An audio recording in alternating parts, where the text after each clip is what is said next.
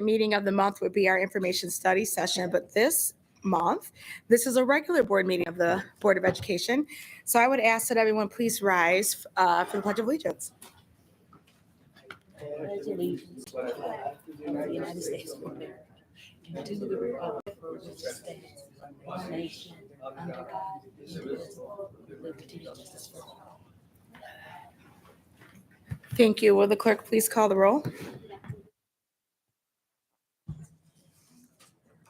Dr. Body, Dr. Kavanaugh, Ms. Lilgy, Mr. Lopez, Ms. Moore, Present. Mr. Richardson, Dr. Rodriguez, Ms. Williams, Ms. Willis. So I am aware that Miss Williams will be joining us. Dr. Kavanaugh is out of the country still, but I believe she will be back soon. And I have presumed Dr. Body will be with us shortly. So why don't we go ahead and get started? First on our agenda is to see if there's any additions to the agenda. We do not have an addition to the agenda, but I do want to modify for my colleagues on the board. Let me just make sure it's not there. Discussion item A. Discussion item B, the Sexton logo. Conversation is going to be held at a later date, so that item is not occurring this evening. Other than that, are there any additional changes to the agenda anyone sees? All right, seeing none, we are going to move on to public item on agenda items, for which we have none. We do have Mary Kay filling in for us today, so we're gonna make sure we've got everything we need. Presentations, none. We're gonna talk about batting cages in just a minute. I see our athletic director. Hey, that put you up, Mr. Schuldener. Fantastic. Well, good afternoon, everyone. It's wonderful to be here. It's kind of the middle of March. This is the time where we start to see the end line, the goal line, the final basket. But of course, it's a time for us to really know that this is when we have to make sure that we get all of our ducks in a row and of all of our T's crossed and our I's dotted. We're working very hard with our new graduation specialists and all of our meetings within the schools to move our graduation rate to even higher than the 68% that we got last year. A lot is happening in the district to help support our students. You've heard me speak a lot since I've been here about how we have kind of wonderful people, but let's just say antiquated systems. And one of the things that has been really powerful this year is allowing for some new systems to take place where we get to see actually how our students are doing in real live time through some software that we've been bringing to the district. And, I see Sergio here, and I want to highlight something that happened today in this room.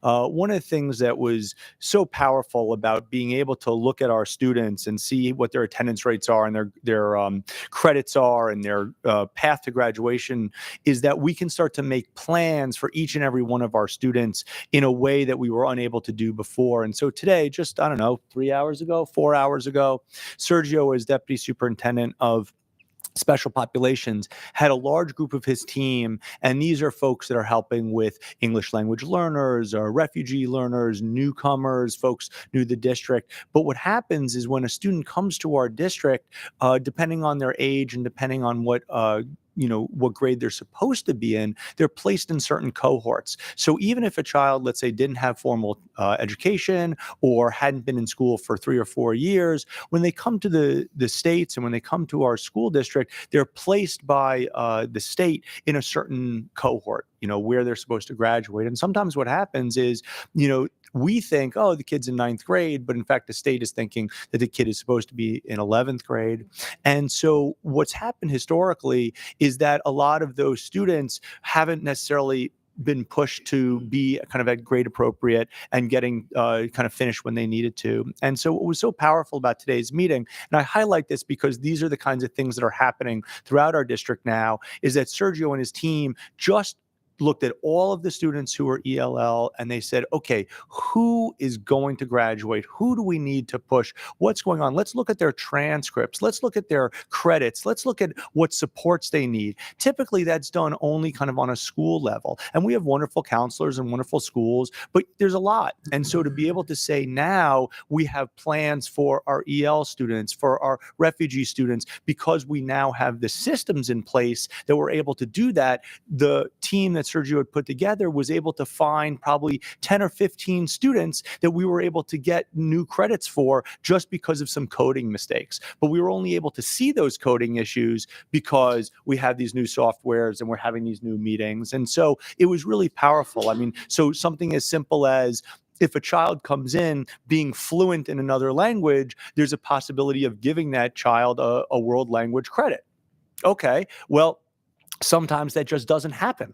And so that child might be behind in graduation, even though we could have actually given them that credit. And so having these kinds of meetings are happening. The same thing is happening with our schools. I'm going into each of the high schools. I just met with our online school and our hub today with their leadership, going through each and every one of their children and getting them to make sure that their transcripts are right, their grades are right, their schedules are right, and then of course getting them to graduate. So I want everybody kind of at home and certainly the board to know, and those of you wonderful in the audience, is that it's a long process. It's going to take some time, but we're putting these things in place and we're thinking of each and every one of our children being able to look at what they need in order to move forward. And I'm really proud of the work that certainly Special Populations is doing, as well as all of our folks in moving that conversation forward. So, you know, if you are listening at home, if you have children in the district,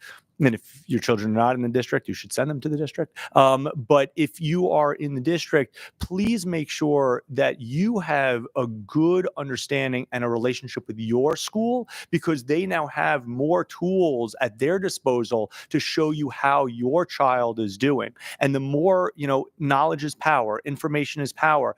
A lot of times, you know, I meet parents all the time, you know, and they say, oh, you know, I want to know how my kid is doing, or, you know, how's my kid doing, or what, you know. Now we're finally going to start to empower families to get more of that information, but it's a two-way street, because hopefully when, you know, your child comes home and you say, how was the day? And their response is fine, you then push and say, okay, show me your homework, you know. And the more that we have those kinds of conversations, the better. So it's certainly incumbent on the district to give you these tools. We are working on them. The hope is that we're going to allow for more of those conversations. But please know that as families, as parents, as guardians, as caretakers, the more relationship you have with your school, the more they can share with how your child is doing each and every day. And then, of course, collectively, as a community, we'll be able to move our students towards success. So I really thank all of the teachers and the administrators and the assistants and everybody that's really working collectively on this. And,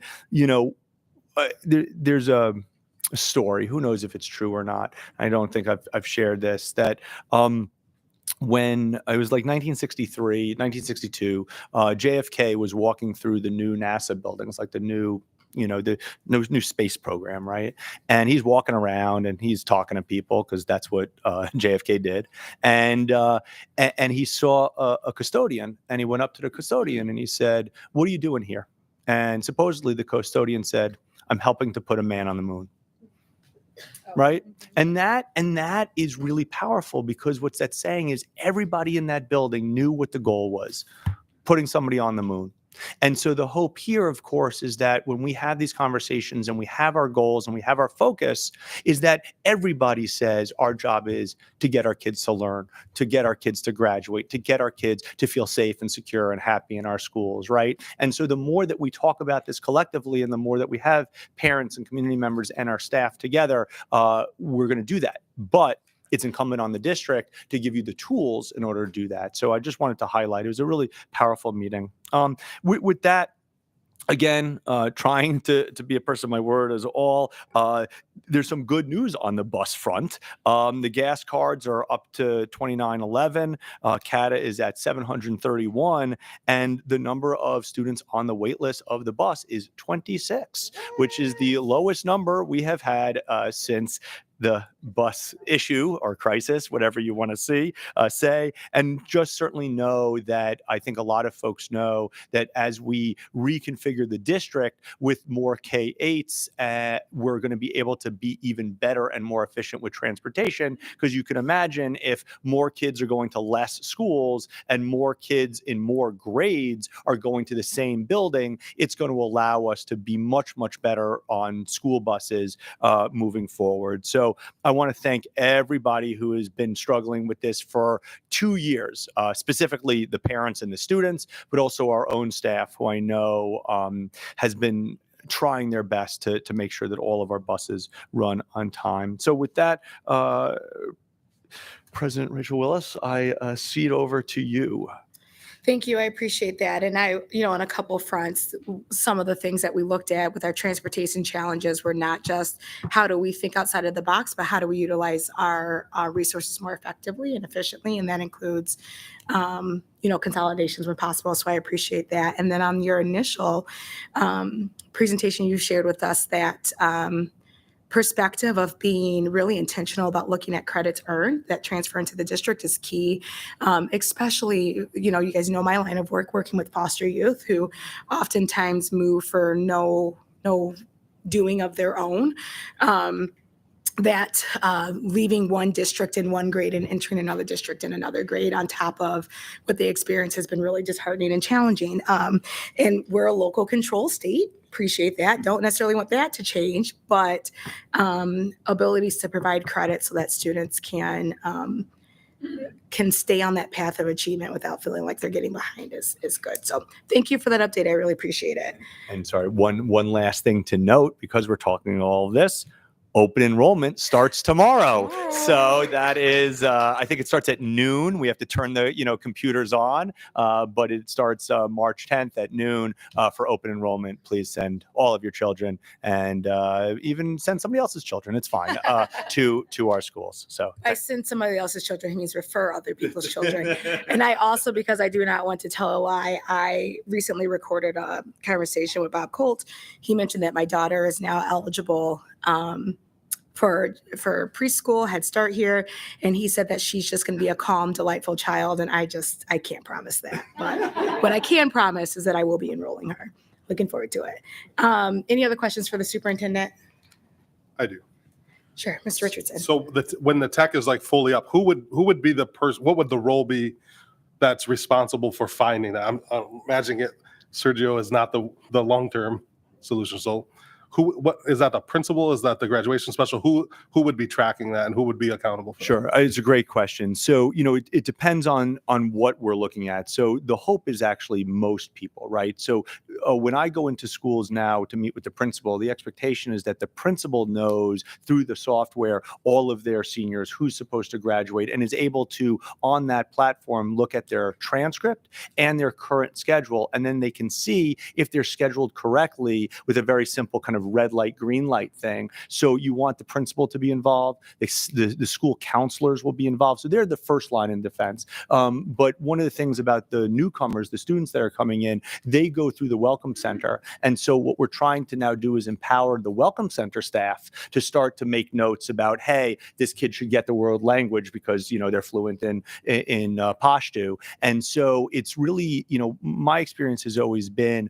the more people you empower, the more checks and double checks and triple checks that you can have. But in general, to answer your question, the school counselor is going to be that first line, but then the school principal, as well as we have, behavior specialists and support mechanisms, especially when you're looking at the high school, they have 5, 10, sometimes even 15 adults who are going to touch touch that and be able to support it. Yeah.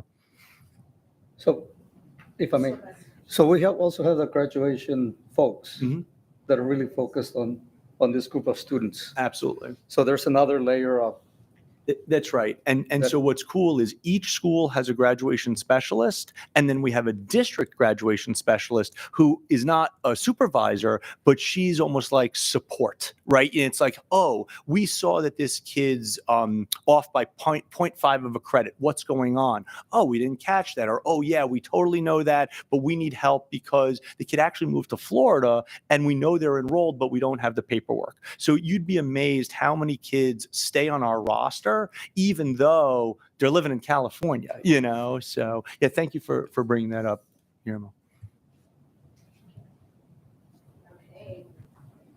Thank you very much. We're going to move on in our agenda this evening, which brings us to our routine matters and committee reports. First up, we have Dr. Rodriguez on our ISOA update. Thank you, Madam President. The ISOA met March 1st. We spent most of the time studying this book. School cannot do it alone. And the person who is the author will be here in this area October 2nd and do a presentation in Holt. But maybe I didn't read, I cannot say too much, but you can read all the comments that the superintendent did. I am going to read them. Maybe if we get the book for everybody here, for every board member, maybe we read it together and then we comment together to see if anything here can be applied or can be used for Lansing School District. And then that way we will have a goal in common to do all together something that we can discuss. And that can be done after summer anyway. You have time to do it, but spend 1 hour or 2 hours together to see how this book, what is here, is anything important here that can be used here in Lansing School District. That is part of the meeting. I sent to you the minutes. It's really very specific there. Their superintendent from Okimos gives us the round table. Round table is when the superintendent of the 11th district or 12, they meet every month and they talk about what they can do together or what they cannot do together. I don't know about that. But and every year he spent a lot of time explaining. And also you can see how Okimos answered to some of the safety situations that they were having. One of the things that they would discuss was Bigman Center. They are now everybody in the Ingham County Intermediate School District knows what our position is and what we can do together. After that, I informed to them that the Promise Scholarship Group is working and taking care of helping us the district remediation classes and better prepare students for the universities and future lives. Also, I informed them we approved the policy regarding the cell phone use during the testing. I emphasized to all of them, and I was the only one saying that celebration for Black History Month all over the district. Then I think that was emphasizing by me too. And all the thing I emphasized was we received, Eversole Center received a donation, I think 84 acres, is that right? And then we received, and I encouraged them to send their classes and their students to the center. Then that was part of my, also I say the many board members of the Lansing School District attending the MASB conference, because I think that everybody who goes there to talk about the district, they want to see the best things. Then I had to do the same. Then thank you, Madam President, and please read the theme in that way we know exactly what is going on around the district. Thank you. And I always appreciate getting the meeting minutes because it provides the comprehensive update in addition to the summary you provided at the board meetings, Dr. Rodriguez. Any questions from board members? All right, thank you. And you were our lone wolf today on committee report. So that brings us, yeah, it's so good. That brings us to our action item this evening, which is the consideration of the approval and purchase of batting cages at Sexton and Everett. I see Mr. Henderson here. If you could join us to talk about the installation of batting voices. So the recommended motion is that the Board of Education approve the purchase of batting cages for Sexton and Everett. That's the recommended motion, but before we recommend if we're going to approve it, let's hear the presentation. Maybe that's what she was trying to get to me to understand. It's okay. Before, Mr. Henderson, stay right there. This is going to take 2 seconds. Before we do that, we need to approve our consent agenda, which includes the approval of the March 2nd regular meeting minutes. May I have a motion?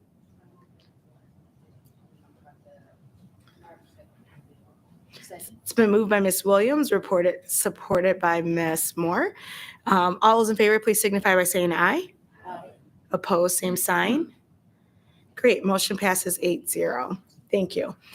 Now we're on to you, Mr. Henderson. Well, thank you. It's good to see everybody along with some new faces. So thanks for having me again. Fairly quick, just based on the fact that this is using general funds and is above the approval threshold.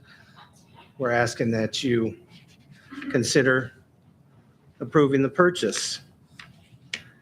In your packet, you'll find the quote or the estimate for the 2 batting cages that we're requesting.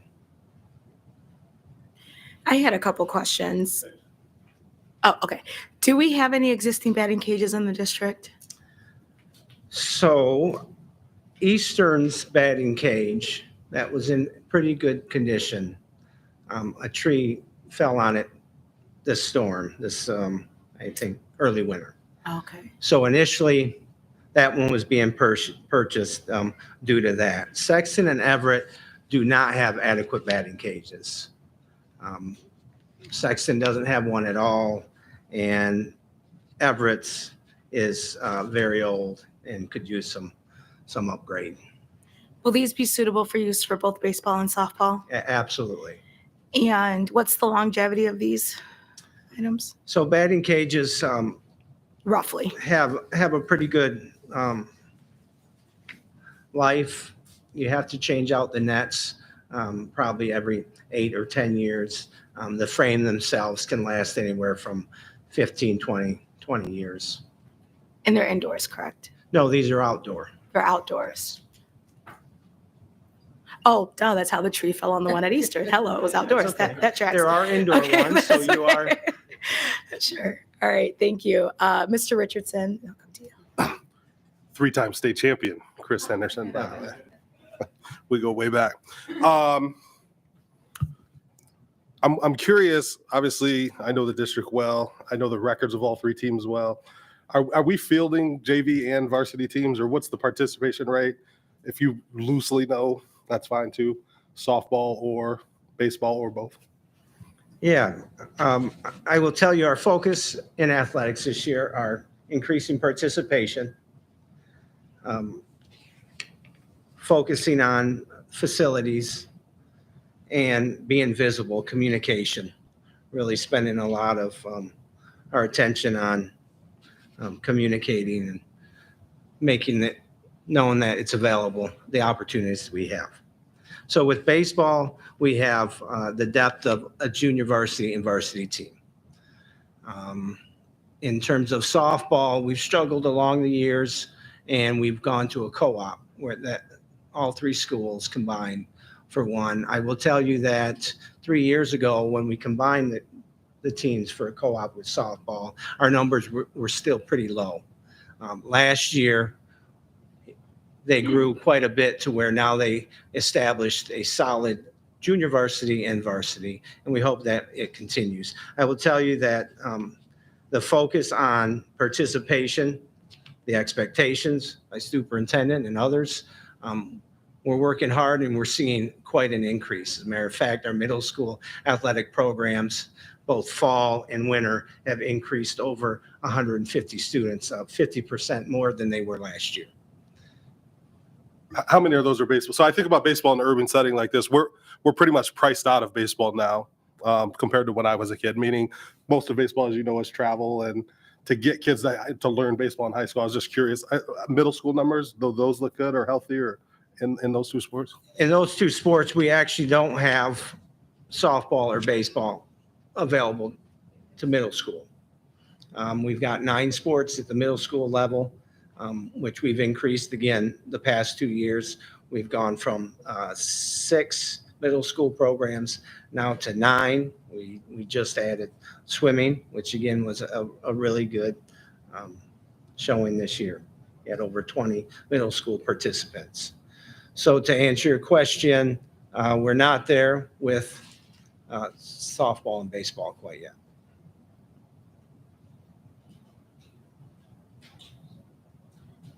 Yes. Oh, I'm sorry. Oh, so let me go back.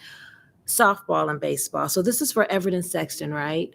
Who decided, or did you notice that Sexton and Everett needed these cages? Because I was over at Everett and I noticed, if we're looking at supplies or things that the schools need, I noticed that Everett, their track field needs to be done. Is that, I know we're not talking about track, but I think when we're talking about raising the sport expectation, we should probably look at every school, and not just, because I understand this baseball season is coming up, right? Opening game and all that good stuff. That's not my thing, but that's all right. But I think that that we should also consider the track field at Everett as well. And can you get these used? Are these brand new? How does that work? As I'm not familiar. Really do them used. Okay, I And didn't- then also the liability Okay. of purchasing something used. I didn't know this is new. Becomes an issue. Okay, just checking. And to address your questions, absolutely.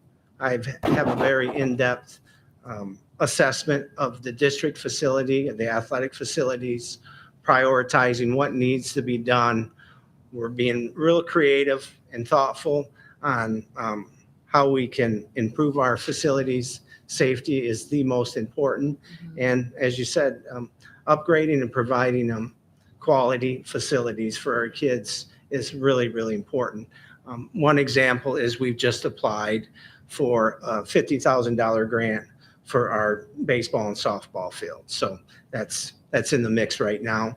And we also received, it might have been on one of your previous agendas, a smaller grant to all 3 high schools for small equipment purchases, which was interesting. We thought that it was a $2,000 grant that we received. Mm-hmm. We come to find out there really isn't a limit.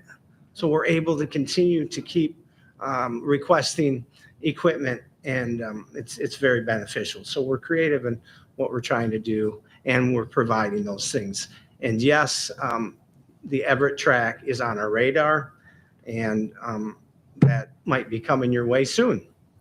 And just to verify, Mr. Henderson and our local buildings have the discretion to make updates and purchases. This is really before us this evening because the amount is above the discretionary threshold for purchase. So that may be why we don't always see some of the like buckets of balls and things like that come before us. It's really the amount that brought it to our attention. Just wanted to flag that. Ms. Williams.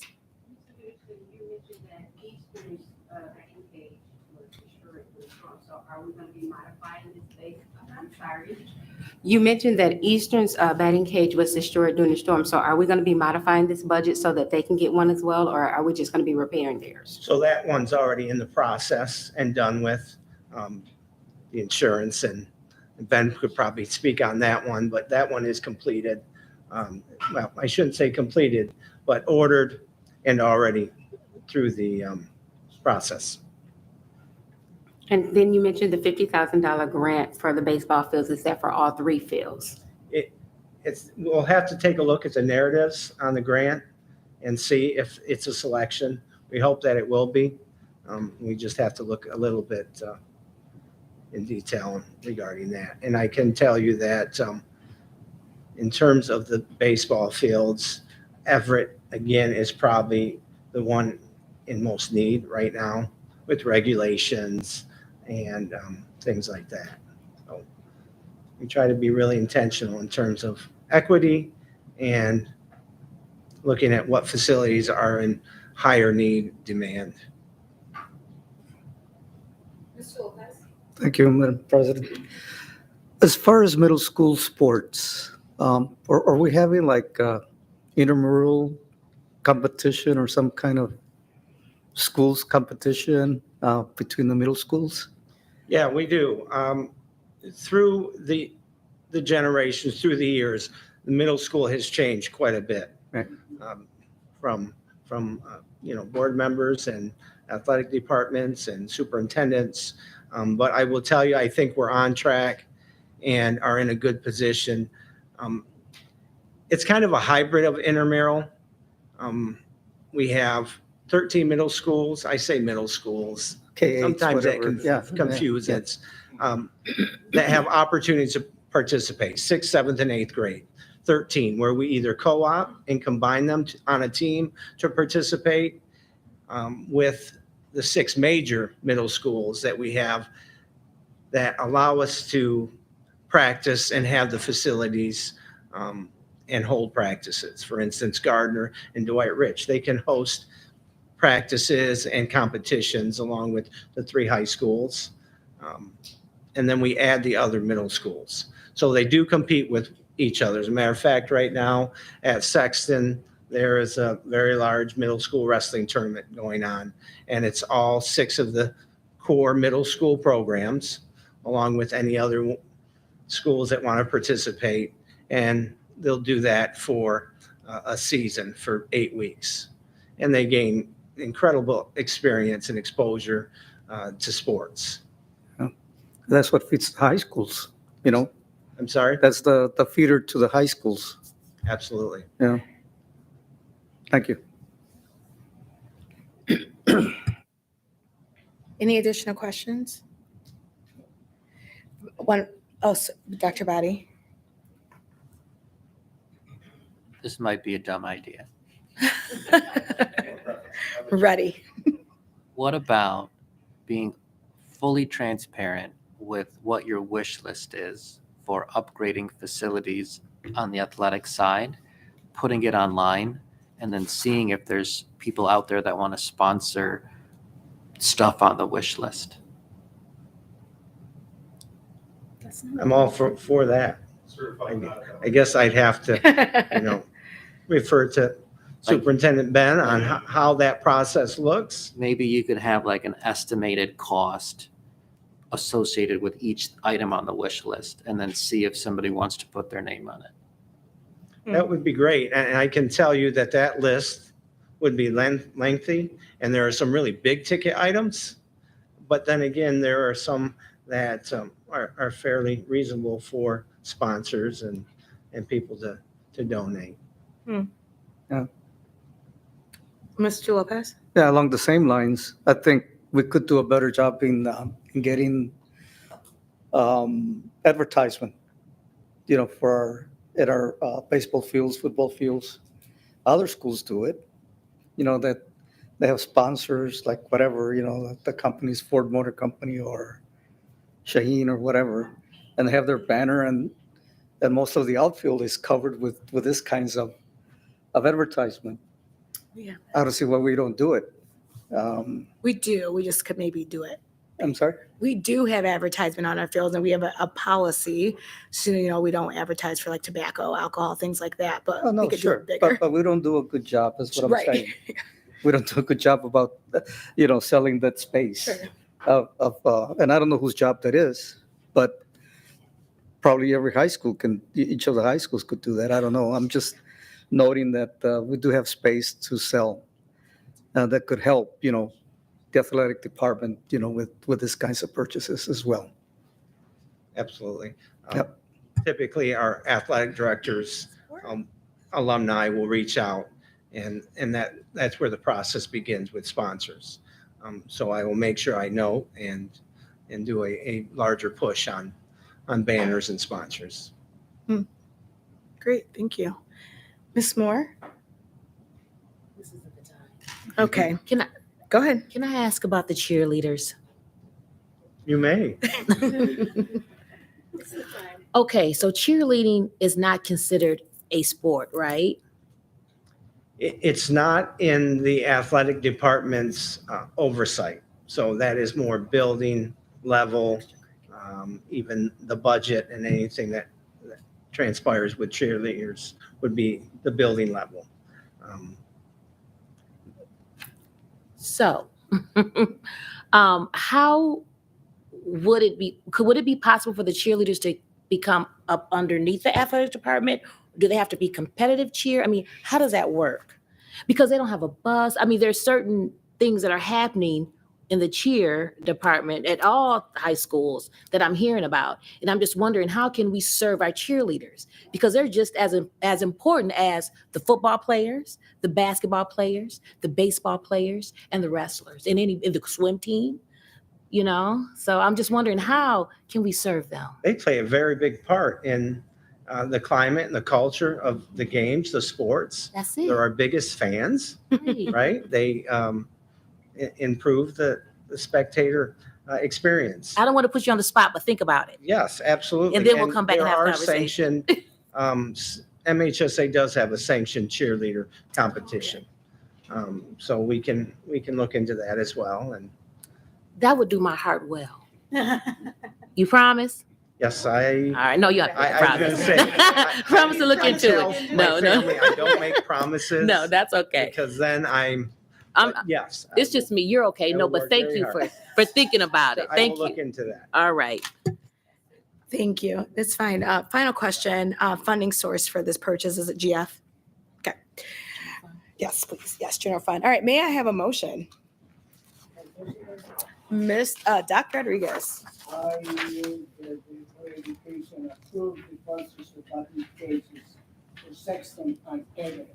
Okay, it's been moved by Dr. Rodriguez, supported by Mr. Lopez. Any additional questions or comments? Thank you. Thank you so much. Oh, we have to take our vote. All those in favor, please signify by saying aye. Aye. Opposed, same sign. Aye. Oppose? Okay, motion passes 7-1. That brings us to our new business discussion items.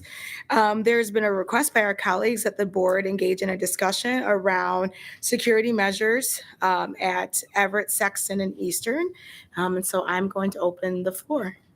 Ms. Moore. Yes, thank you, Madam President. With everything that's happening in Lansing and around the world as far as safety, I was just curious to know about our security measures at all of our high schools. What do they look like? And Superintendent, if you could, kind of chime in and we can have a discussion about that. And then what are we hearing? What does our community, what do our students want? What do our principals and our staff and what do they want? So thank you. First of all, thank you so much for bringing this up. I think it's incredibly important for this board, which I really have to commend for always wanting to have an actual discussion, in front of the community. So I'm going to ask a favor, if the president wouldn't mind, if I go sit over there and bring Cordelia with me, so I can look at all you wonderful people, so that we can have a great conversation about this. I like that. Thank you. Yeah, exactly.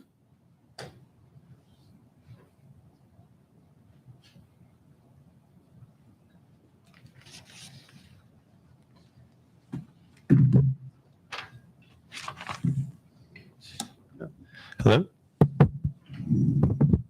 All right, fantastic. All right, now I get to see all of you. So this is wonderful. Hello.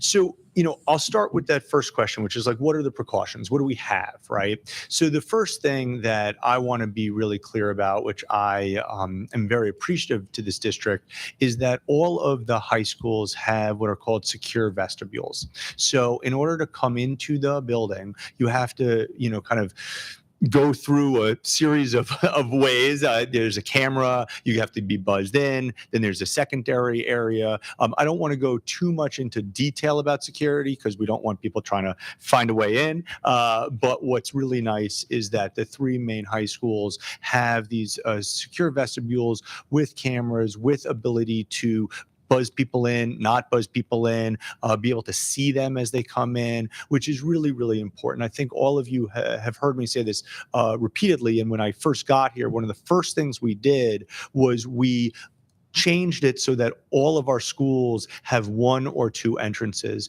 One of the things that's really a huge safety issue is if you have a building where people are coming in through multiple ways, right? That's a problem. Now, the opposite is true, which is if heaven forbid something happens, you want to be able to run out every single door possible, right? But we now have a system for all of our schools where you have basically one way of coming in. The other big one that we've brought in the last year is our ID system. I think all of you know that not only does every child get an ID, but it is RFDI, so they actually tap in. The cool things is when they tap and it's their birthday, it sings their song. We can actually program it that if they scored a touchdown, it'll say hooray. But the most important thing is that these IDs, when they tap in, their picture pops up, their name pops up, and we have an adult welcoming them saying, hey, good morning, Ben. Good morning, Cordelia. Being able to not only create that kind of warm and kind of open relationship when they walk in the building, but everybody has to go through with their ID. And visitors, same thing. There's actually a special visitor scan that goes through a kind of quick background check, actually, which is super cool. So the three high schools, in the last year and a half has really increased the safety and security kind of coming into the building. And that's important. We also, of course, have cameras.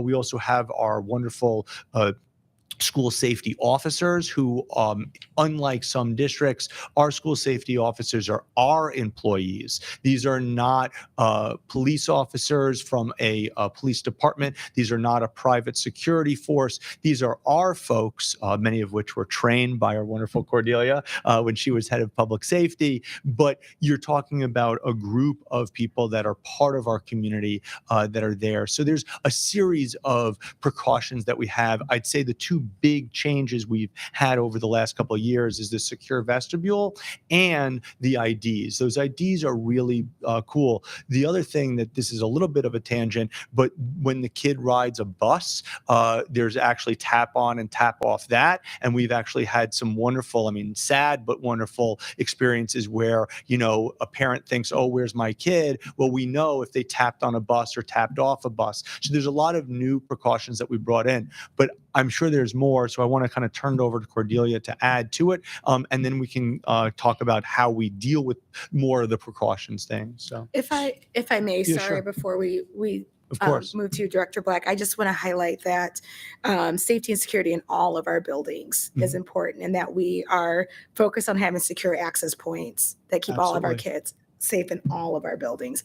I just wanted to highlight that even though we're having this conversation on the high school, I don't want the audience, our public, or our colleagues to forget that the safety and well-being of our kids at all of our Absolutely. And just so you know, all of our kids, except for GSRP, they're very young, they have IDs. Every school that our child is in, people have to swipe in. Visitors have to put in their IDs so that we actually do these quick background checks. And that's at all of our schools. So thank you for bringing that up, President Sure thing. Willis. All right, thank you, Director Black. Sure, thank you. Hello. In addition to, we continue to implement our emergency drill, mandated by the state. That is our lockdown, active shooter drills, and secure with restricted access. We also have implemented across our high schools hall monitors to assist with monitoring doors and hallways throughout the day, making sure students are kind of moving along in class, and again, really focus on that relationship part of security. I think that relationships, and if you guys know me, I believe that relationships are always and will always be your first line of defense. And so that is top notch, number one. And I think that we, in terms of our high schools and I would say our academies, because those are where our public safety officers are located, we've implemented what we would call a schedule post assignment type of arrangement with officers knowing exactly where they're supposed to be. So they're assigned to a post during the day at several different areas areas throughout the day. So for instance, I'll use myself for an example. I come in the morning at 7:30. I might be assigned to the front door in the foyer area. In the afternoon, I might move to the lunchroom. After school, I might be assigned to the third floor to help kind of push students down to wherever they're going. It might be tutoring, it may be athletics, it may be to the buses or to be picked up for school. And then I will flow to the outside of the building to assist with the dismissal process.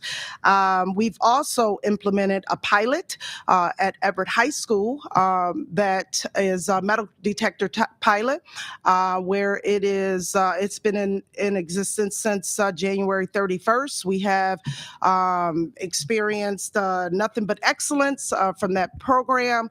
I hope that you all have had a chance to see it. If you haven't, we have a surprise for you this evening, so that you could be enlightened as to how well that system has worked since implementation. I see you. Well, yeah, I was going to grab that and show them. yeah, So yeah. one of the things that Cordelia and Mitch, who's the head of high schools, have really worked on over the last, I'd say, couple of months is that posting. So if you see, and I can give you copies, is that now when you walk into a school, you can say, can I have the posting for the day? And you know where our public safety officers are, what floors they're supposed to be on, what their patrols are, right? So our public safety, great people, they really care deeply, but now bringing in the kind of organization that you need to say, okay, I'm walking into Sexton, where's everybody supposed to be? So that Cordelia and Mitch and I and Jess and Sergio, whoever it is, can then not only make sure things are okay, but hold people accountable to actually being where they're supposed to be, and then commending them for doing that. So this kind of structure, this kind of organization, we've been doing this really this year and beginning of last year. So we've really kind of upped our game quite a lot. I will also say our great comms director just texted me to add a second piece, which we don't always talk about, but as a communications person, he's well aware. We've also upped our cybersecurity game. So some of you might have noticed or known that Jackson Public Schools were actually basically taken over by ransomware, and they had to shut down for like a week because they sadly were kind of attacked. We, thanks to Jeff Vanderline, our director of technology, and Christina Tokar, who oversees that department, as well as everybody else, we've really created a much better cybersecurity protection. Clearly, I'm not going to go into that online where somebody could hear what we do, but we've been happy. The other thing we have, which we don't talk about a lot, but is really important, is we have special software that actually highlights if a kid does a dangerous search. So one of the things is, as you all know, we're a 2-for-1 district, which we're really proud of. There's laptops, in classrooms. Kids have access to it. They have stuff at home. When you're on our school, when you're in our school, you're using our Wi-Fi. So when you do a search on our Wi-Fi, we kind of can see it. And if a kid searches for something bad, you can all imagine what they might, if the software is incredibly good. And so there have been multiple times, both Cordelia and I have rushed to schools where, because a kid did a search, that we were like, we need to deal with this immediately. And, that is really helpful because we know what computer is being used, what room it's in, and we're able to go directly there. So if a kid is doing a search for doing something bad, typically that means they're not about to do something bad. So if you get there quick, you're able to have those conversations. And there have been multiple times, again, I'm not going to go into detail, but when a kid does a search, we're immediately there. Then we do our protocol, which of course does, we call the families. Does the kid have access to this? Is there self-harm? Is there, harming to others? And, there have been numerous times where this was in some respects a cry for help. And then we were able to get the child counseling, get the families counseling. So, when you think precautions, it is definitely true that, that secure vestibule, super helpful, but everything from IDs to cameras to cybersecurity to relationships to people to postings, we have a really robust way of trying to make sure that bad stuff doesn't happen. sadly, nothing is foolproof, right? And so we're always trying to do more and better. And I appreciate the conversation around what, we might want to do moving forward, but I'll let the board go through that. So there's like a ton of precautions, but I want to try to lay out as many as we can, just so that the board knows. And of course, the board is always welcome to come visit the schools. And I know Cordelia and I, or Bruce, who's the director of security, or a principal, would love to give you a tour around these kinds of facilities. And I'd happily show you offline the software as well that we use to see what kids search and how that works as well. Thank you very much. Thank you for let us know about the new responsibilities and how they are going to be doing. How many security people we have in every high school? Public safety officers, Yes. approximately 6 in the high schools, 2 in the academies, sometimes 3, just depending. It depends on a lot of times. The district, we pay for a certain amount based on the number of enrollment, the students enrolled in schools, and then principals can use their school funds to fund additional officers if they would like. But right now we're running about 6 average in high schools. 6 security and Everett and Sexton, 6-2 and 6 and Yeah. and And if that Correct. might, I ask him that because if we need more people, is the time to do it. And we also have one officer who floats between all our elementary schools on a regular basis. So that we what we used to do is send an officer upon need. We don't do that anymore. We've become more proactive. So we want to go out and interact with students so that they can kind of become accustomed to seeing us around and just being friendly and establishing those relationships early with our young kiddos.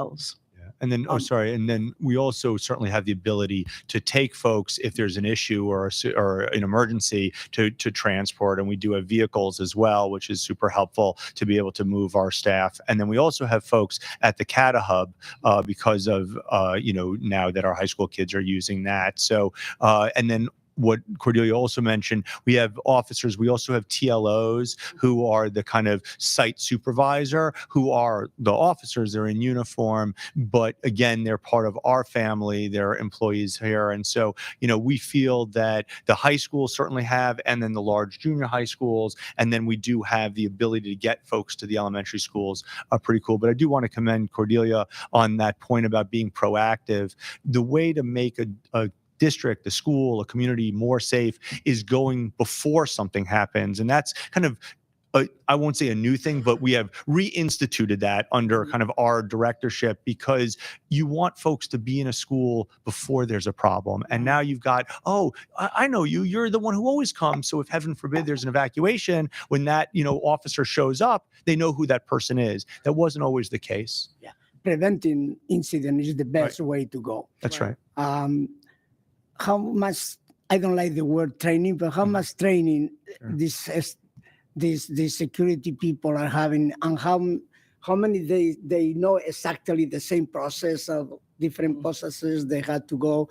How much confidence we can to have in them that anything happen, they will be ready in one situation. The most they can, because it's impossible, but they will be ready to act in one situation or another. Do they have a specific training for that? Absolutely. So our officers are licensed through the state of Michigan. MCOs is the same license or regulations that basically oversees any law enforcement agency. They are prescribed 24 hours of training annually, and we build on top of that. And so our officers, every year, they come back to work from summer vacation 2 weeks early to endure participate this 40-hour training. On top of that, we also provide additional training during our district-provided professional development days, where they are essentially continuing training in things like report writing, relational type things, trauma informed care, handle with care. We do have a program coming up, not a program, but a training coming up in May that will be in collaboration with the Lansing Police Department. Where we will be talking about tabletop scenarios around incidents that may require us to solicit the Lansing Police Department and other local law enforcement agencies so that we're all speaking the same tune and understanding each other during those times, knowing what roles are both between the law enforcement agencies, but as well as ours as well. And I want to highlight that, certainly our hope is that we would never need the police department or anybody to come into our schools, but we know that sometimes it is necessary and it does happen. And one of the things that has happened across the country, as you've seen in some pretty tough situations, is the schools don't necessarily have the best relationships with the police departments or the forces, whatever it might be, a sheriff's department, et cetera. And I want to commend again LPD as well as us this idea of let's work together beforehand. Let's make sure that we're using the same language, the same rules. I mean, one of the things that can be very problematic is if one group, let's say the sheriff, is saying one thing and a police officer is saying another and a state person is doing that. So the more that we work, I mean, again, the hope is that nobody ever has to come into our buildings. But if we're going to plan on it, we need to certainly train for it. And if you notice those hours, 40 hours of training, I wish we had that for other staff, so, certainly this board and hopefully the community listening at home can hear the sheer number of hours that folks are working with us. So not only is it the 24 prescribed from MCOLs, we have other stuff that they do before school. And then that when we have our DPPD days, when the teachers are in training or principals are in training, the officers themselves are also in training. So there's quite a lot. Now, can we get better? Of course we can. But the idea that we're putting so much effort into this is good. And, not, certainly to throw shade anywhere else, but like when you look at other school districts around the country, this isn't about a Lansing area specifically, the type of care and training that we're doing, it's so much different, right? Not only, of course, is it not a private security force that you're bringing in or an SRO, this is our own folks with our own training, but we're talking about, 40, 50, 60 hours of a year of training. And I will tell you, I've certainly walked into a lot of them, and it's a lot of things that you wouldn't necessarily think, but certainly important. Like at the beginning of the year, before school started, they were going through a training on how to deal with a student that might be autistic. Right. So that's a very different kind of student that you're going to interact with. So they were learning how, if they see an issue, maybe get down on one knee to get to eye level. Right. That's the kind of training that we're trying to bring our folks, because it's not just how to secure a building, which you need to do, and how to deal with a gun. Of course, you need to do that. But this is about a child who's having a break. How do you talk to them? How do you understand them? So, again, can we always get better? You better believe it. But I'm very proud of the work over the last 2 years that we've been doing, and the work, of course, that happened before I was here as well. This is going to be my last. I have one more just relating to what you are talking about the police. Mhm. And what I see from what you are telling us, that we need to start working or planning with them, because my question is, how familiar are the police with our buildings? And if something happen, what door is going to be going? And all these procedures the police need to know, and they be in alignment of the security people and the administrators in case they never happen, but in case, how the police are going to be aware and what the plan of the buildings, where the classes are, how the door are closed or not closed. Sure. And what I heard is that you are in a process to communicate with them more. Absolutely. I think right now is the perfect time. I'm not going to kid you. We've seen a lot of change over the years, the last couple of years in the faces of our neighboring law enforcement agency.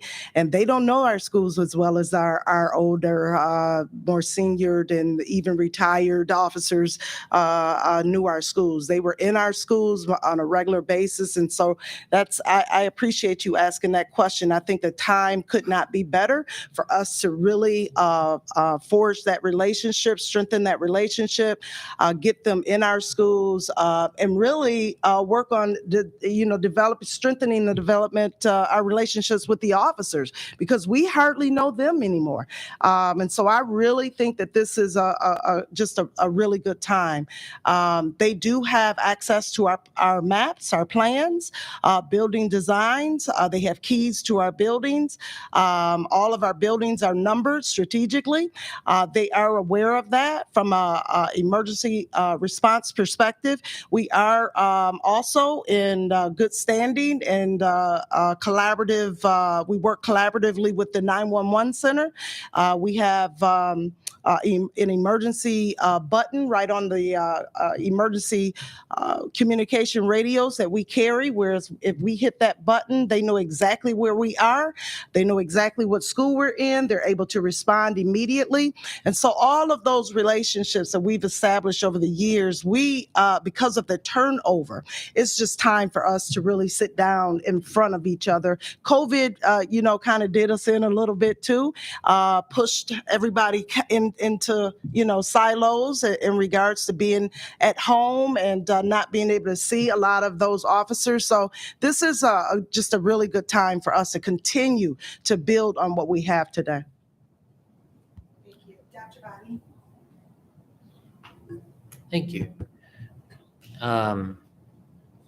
In the immediate aftermath of Oxford, I asked a question voicing my support for the principle or the idea of SROs and bringing them back. And then we held an ISS day where you gave a presentation about what the district used to do and how previous administration basically gutted it.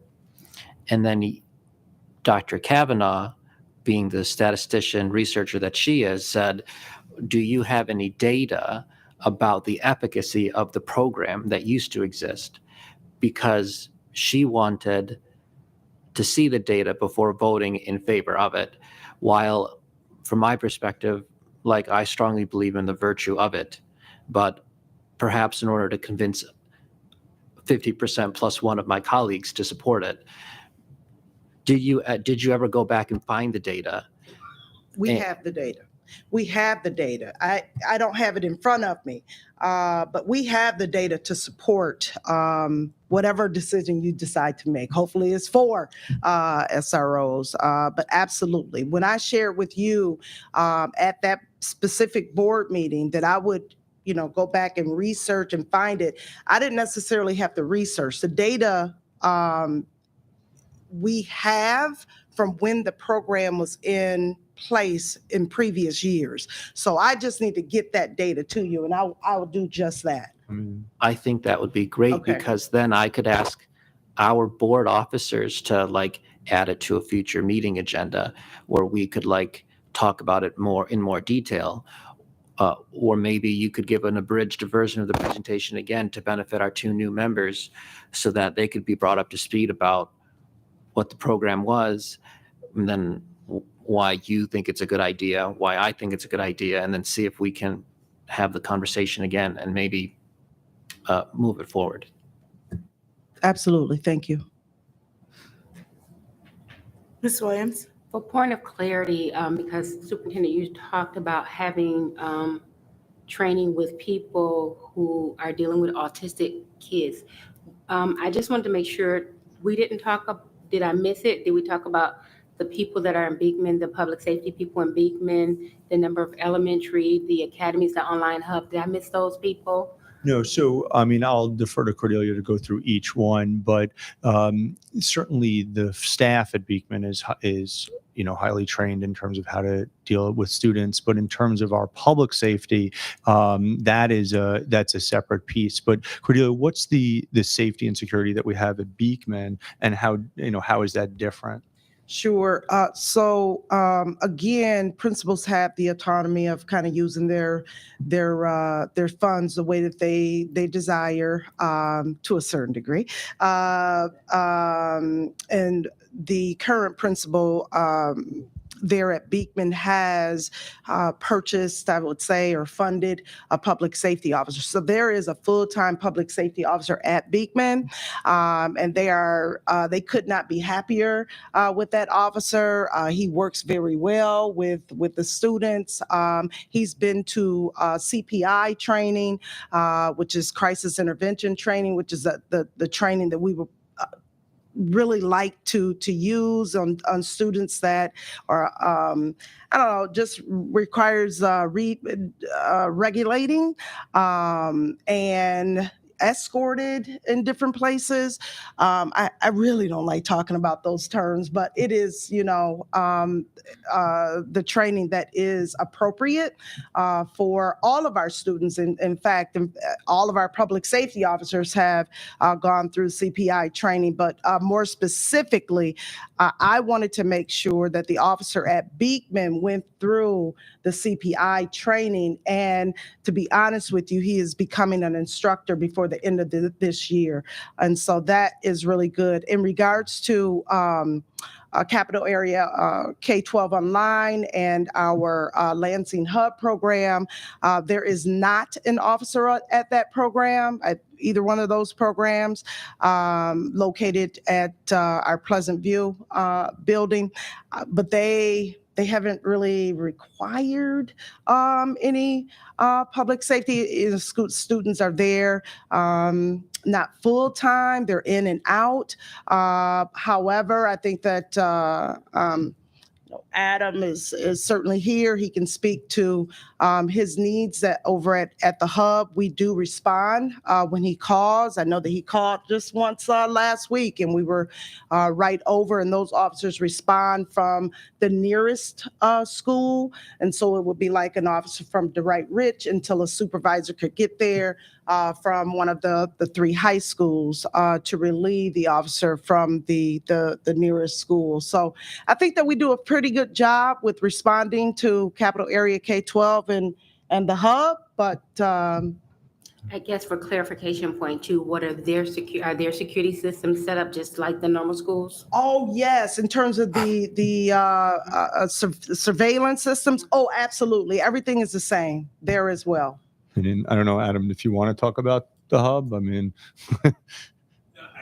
concur. I mean, just the way the two programs are run, it's I appreciate public safety because they'll actually come by and say hi, very proactive. They know a lot of our students from the traditional high schools, but as far as the need for a consistent SRO, we are not in need of that. It's working very well the way it's set up. So I concur.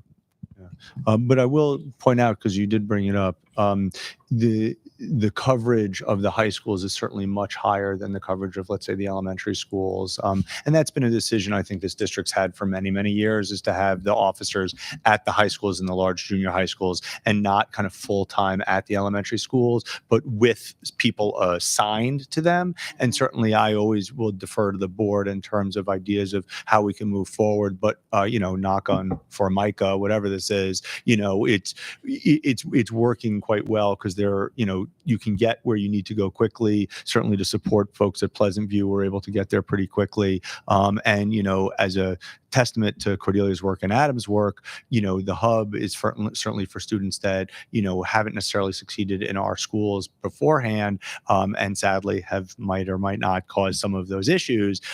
Even having them at the hub, you've called public safety like twice, and once was for a parent, so like, it's, it really is showing that thinking thinking about place and structure, that safety and security is more than just a door and a lock. It's about feeling comfortable where you go. And that's what I think we're trying to bring to all of our buildings.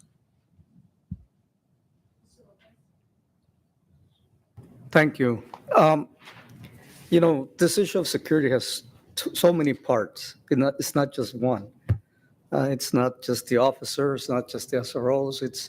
It's really how the school deals with security from start to end. And one of the parts that of this plan process is how do the security officers, who they respond to, who's their immediate supervisor, or we supervise them from afar or in the school, and what are, maybe every school has a little different process, but we need to understand from beginning to end. So I think we need to, in my view, probably spend a good time in a retreat to talk about the whole issue of security and how we want to see our district, protect our students, our staff, Sure. and the community, because there's so many parts to it. I mean, I can talk about the SROs we had before and how they came, but it really doesn't matter right now because we have so many things to look at this point in time.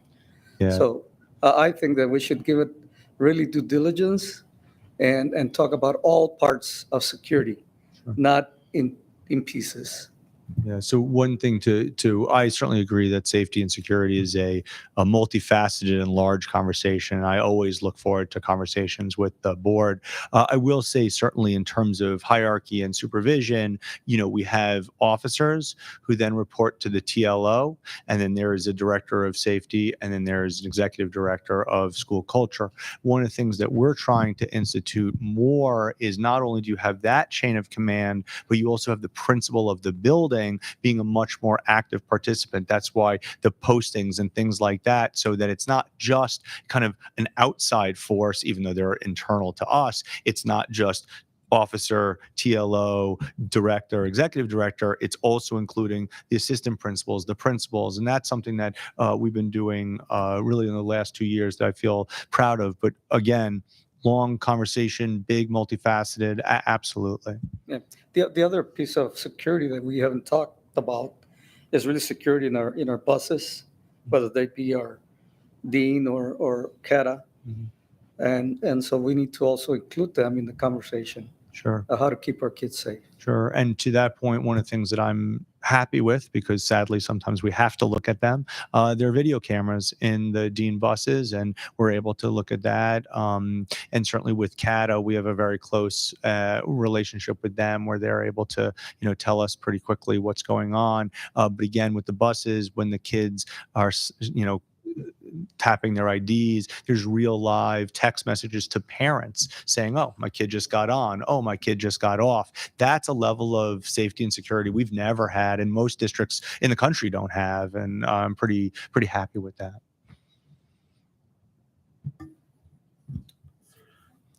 Madam President, you could correct me, but would the meeting minutes from the meeting that Dr. Boddy talked about, would that be on board books? Like, would we be able to find that? They would be Or on not? board book, and you'd be able to watch the recording of Okay, the meeting cool. as well.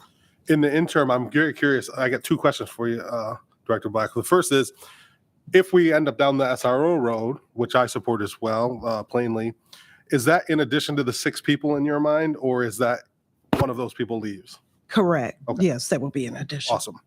Second question is if there's an issue on the CATA bus, is that a LPD issue or a LSD issue? Well, we like to think that it's both. Okay. I think that because, they're our kids, we have to take ownership for that. We need to, again, collaborate with the approach of how we're handling student behavior, both with CATA and LPD. Let me give you an example. Like 2 weeks ago, there was a meeting between CATA and us, couple CATA folks, a few of our folks, where we wanted to talk about an incident that occurred at CATA where LPD was called onto the scene. Things did not go as well as we wanted to see them go for our kids, for LPD, and for CATA. And so we wanted to talk about how do we best address those issues that are on the bus or at the CATA station, or students in between home and the CATA station. And so that meeting went very well. We were able to, talk about our approach and how we would want to see CATA and LPD approach our students, and because it's a community thing. Kids are going to be on the bus outside of school hours, and so what would you do then? And so it's really be having just the ability to know how to work with youth at the end of the day. And I think that CATA does a phenomenal job. I'm gonna be quite honest with you. They're dynamite in regards to how they've handled our students. And I think the LPD is too, but we just got to be making sure that we are, again, singing the same tune and understanding that we want to put students first. Yeah. And we don't want to street police students. We want to teach students as they navigate their way into the community from school. And so, and trying to make it home. To me, it's all about education for all parties, and that includes our kids. Yeah, and to further, and I really appreciate the question, because certainly legally LPD can go where they want to go, but what we're trying to really work with LPD about is, if it's our kids and we're there, let us try to handle it, because we're not only the ones trained, but we're the ones that have the relationships with them. And to Cordelia's earlier point, I think there was a time where many of the LPD officers were much more attuned to what was happening in the schools, and really through COVID, we know that they've had a large upheaval. New folks, I'm sure they're all wonderful folks, but they're new to LPD, they're new to the district, and so our officers know our kids and greet our kids every day. So we try very hard to be that first line. And to LPD's credit, they are happy to kind of let us handle it. But of course, when and if they're needed, they're needed. It's kind of like I got a call from City Hall about, one of our properties, that on the weekend somebody was in the parking lot, and would they rather us handle it or LPD? And my response was, it's the weekend, it's an empty parking lot, LPD can have it, right?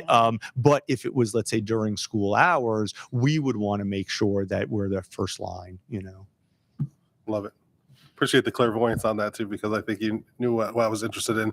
And I just want to make sure our kids aren't experiencing increased contact with the police simply because of the busing if they're not ready for. I don't want that to escalate into tickets, records, et cetera. The same thing we all don't want.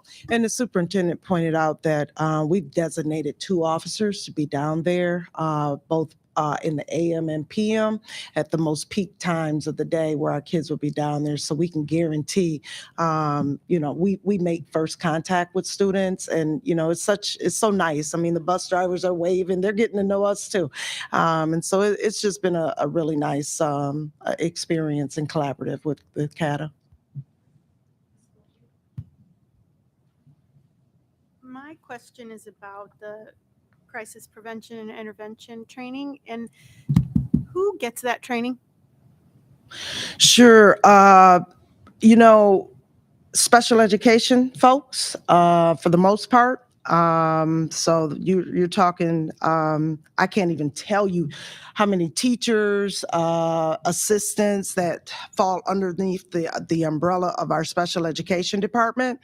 But the reason why we wanted to bring it on in terms of public safety is because we come across all students, and we want to make sure that we're trained in both defensive tactics and CPI. So we're able to,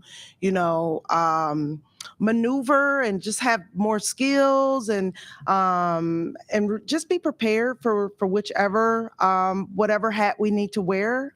So I think that it's less intrusive, and it definitely helps. But I would say it's heavily, most of our special education employees have been trained on it over the years that I'm aware of.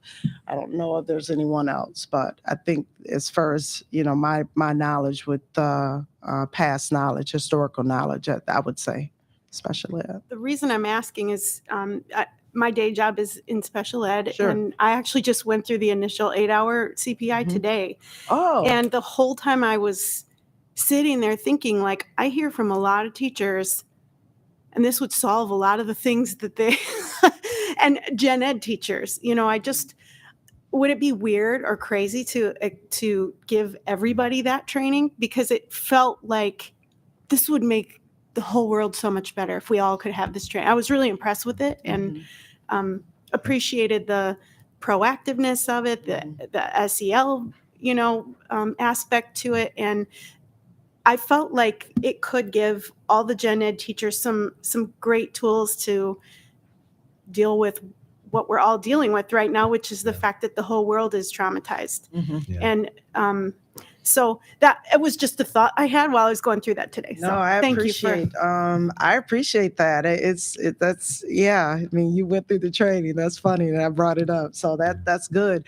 I'm gonna let our superintendent speak in regards to the possibility. I mean, of course, right? I mean, our job as a district is we want to empower our staff to be the best staff possible for all of our children. And all of our children includes special education, but it also includes probably 100% of our children who have suffered through COVID, and so there's no question that we're looking at things, the idea of professional development for teachers, for staff, for assistants, for principals, for everybody, for superintendents, right, is paramount. And over the next couple of months going to be really working on a kind of a more overarching sense of professional development, because you're right that it's that, but then it's also other things too. And I think the more that all of our faculty, all of our staff, assistants and principals and teachers and whoever are on the same page with the same training and the same language, that really, really helps. So it's not out of the realm of possibility at all. And in fact, depending on how certain things go over the next, let's say, 6 months, we can look at a different model of professional development for our staff and our schools.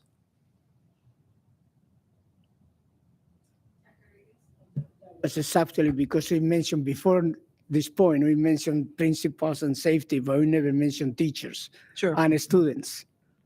I think the students also are part of the whole process. And the culture of preventing an incident should be in everybody in the building. Secretaries, custodians, everybody, coaches should have the same culture about safety in the buildings. And having just responsibility to a group is not enough. It's everybody's responsibility. Then I'm glad to hear that we are moving in that direction. Yeah. I just want to know around the conversation about the school resource officers, just noting specifically that SROs are Lansing Police Department employees. They're not district employees. And so it would have to be resourced and supported by the city, both fundamentally and in their budget. It's not something we could just declare or decide that we want to do. It would have to be done in partnership. I also want to raise that since that initial meeting, Dr. Body, I met directly with Chief Ellery and the mayor. The Lansing Police Department is understaffed, and it would take specialized training and dedication and assignment to our buildings to be equipped to do that. And I don't know what the timeline or possibility of implementing anything like that would be. So I just wanted to level set and be transparent about that. What I do also want to bring up while we have time together, so we have measures that are sort of being piloted at Everett, and didn't know if the board wanted to have additional discussion about, in the meantime, expanding security structure at Eastern and Sexton while we're having the conversation. Madam President, yes, and I was thinking the same thing. While we're piloting these new metal detectors at Everett, I would like to hear from the students and others, but I think that it would be wise for us to also have those measures in place at Eastern and at Sexton. It just makes sense Sure. since we're already doing it at Everett. So I appreciate that. I want to give some context to this point. So thank you for that. Last year, Everett had students that were going into school and they were being wanded. So there's a metal detector wand, and it was by our own officers, right? This is not LPD. This was our own, Lansing employees, and that happened, and it was. Slow. It was sometimes problematic.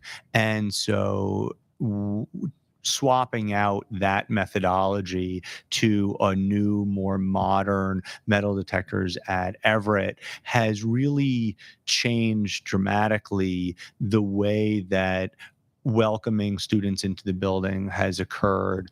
And there's a couple of things I'll highlight. One, of course, because we now have these ID systems, everybody who walks into a school can be greeted with their name, with a smile, with a hello, with a good morning. And because instead of being wanded individually, being able to walk really through these pylons, which if you go to a football game, like a Lions game, it's the same thing. And what we've heard, and in fact, I really have to commend John and his team when we kind of were told that this was going to be on the docket.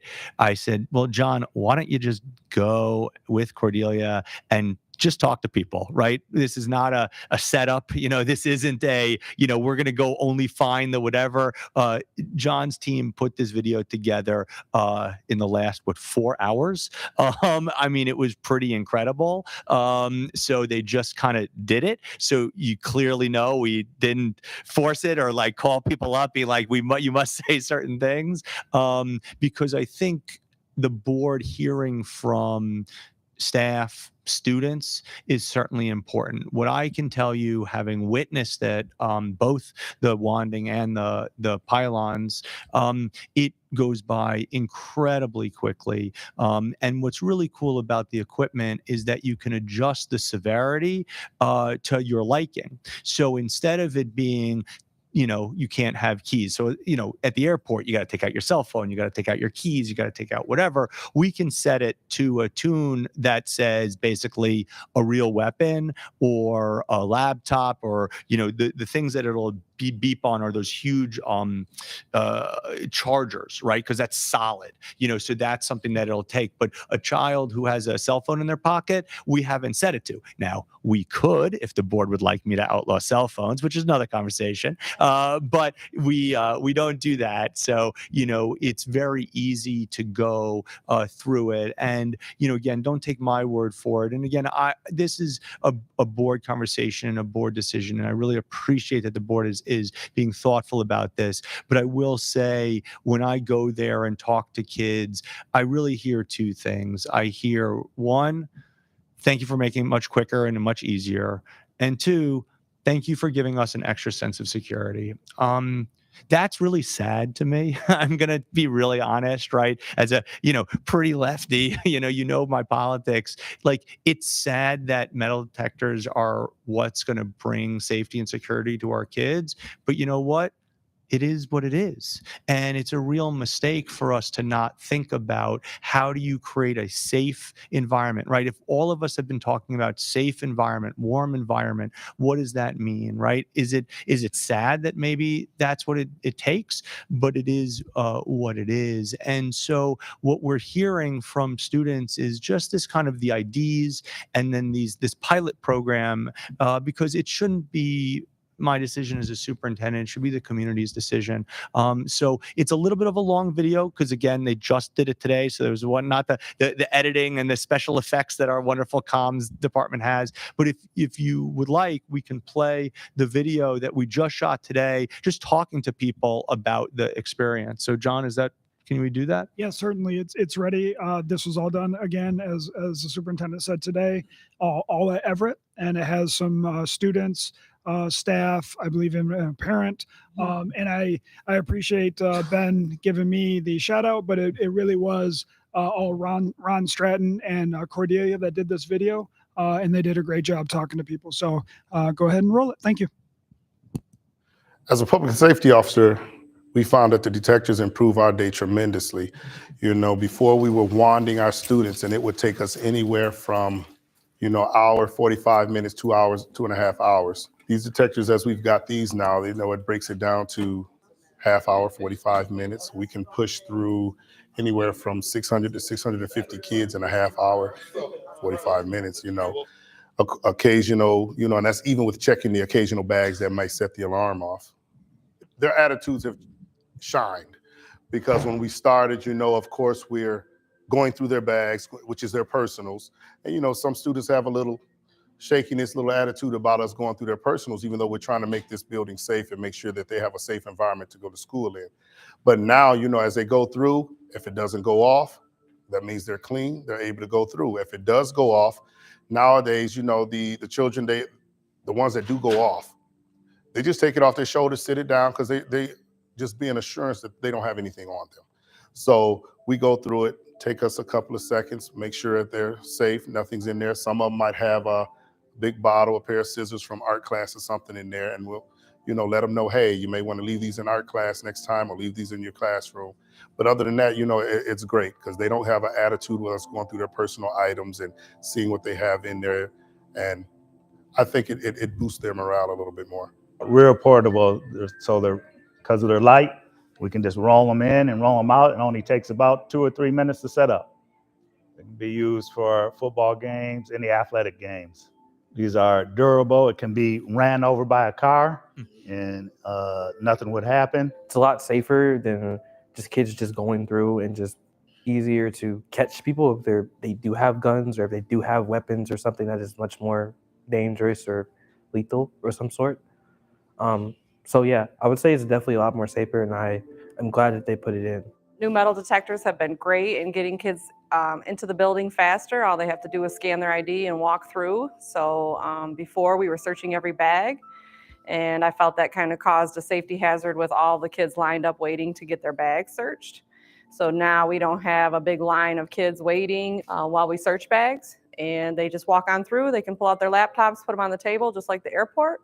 School safety is very important.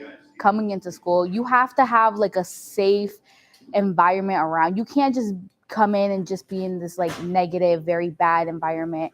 Here it's very positive and it's very nice.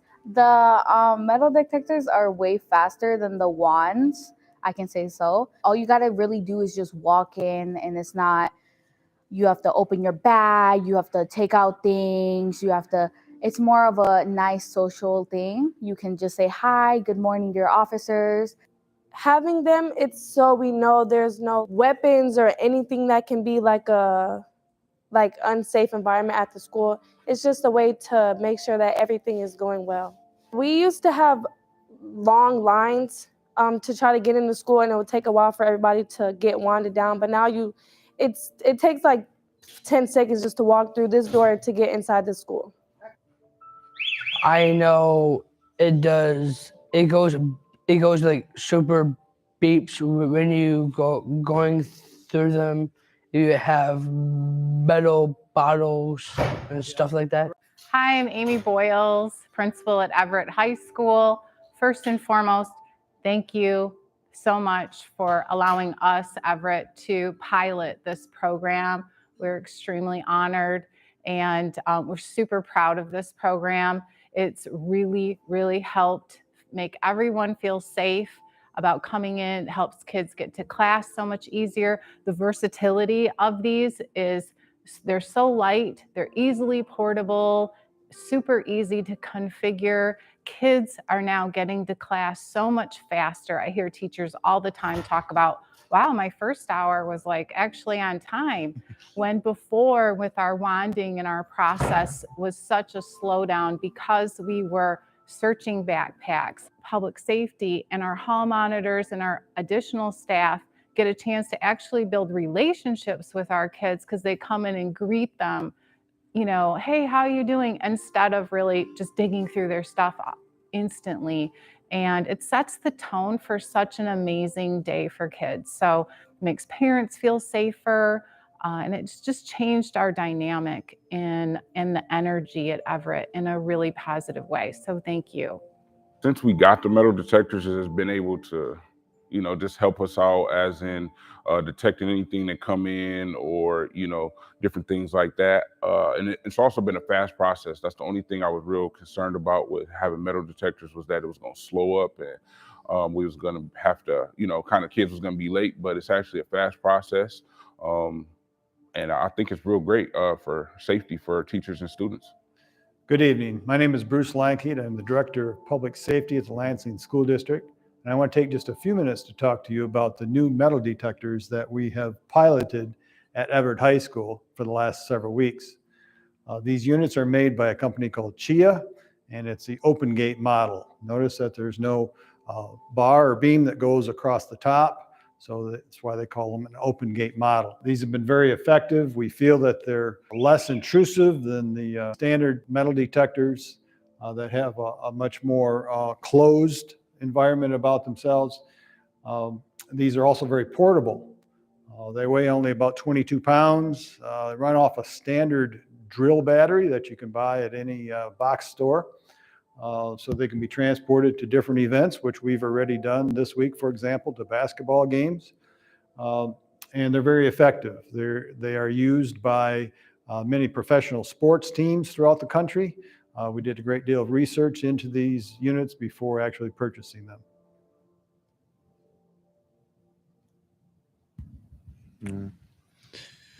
So, look, who am I to speak about this? I really appreciate Ron and John's team, and I'll only highlight the lack of editing in the sense that they just did it today, and even then, it tells a story.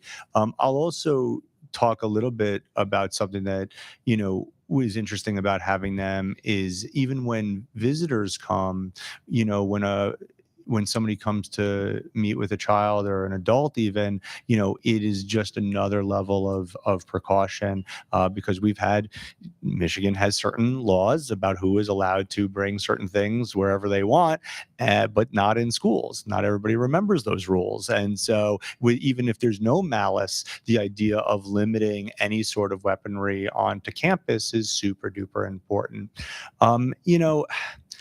I don't know. I wasn't thinking about how to actually say this, but I think a lot of where I come from in terms of my own politics. And, there's a long history of using metal detectors as a way to punish students of color, to punish poor students, to be used in communities that are seen as dangerous, but yet necessarily don't have the kinds of shootings that others do.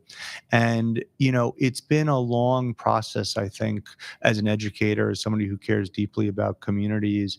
But we're also in a world where a six-year-old brought a gun to school. I mean, that's bananas.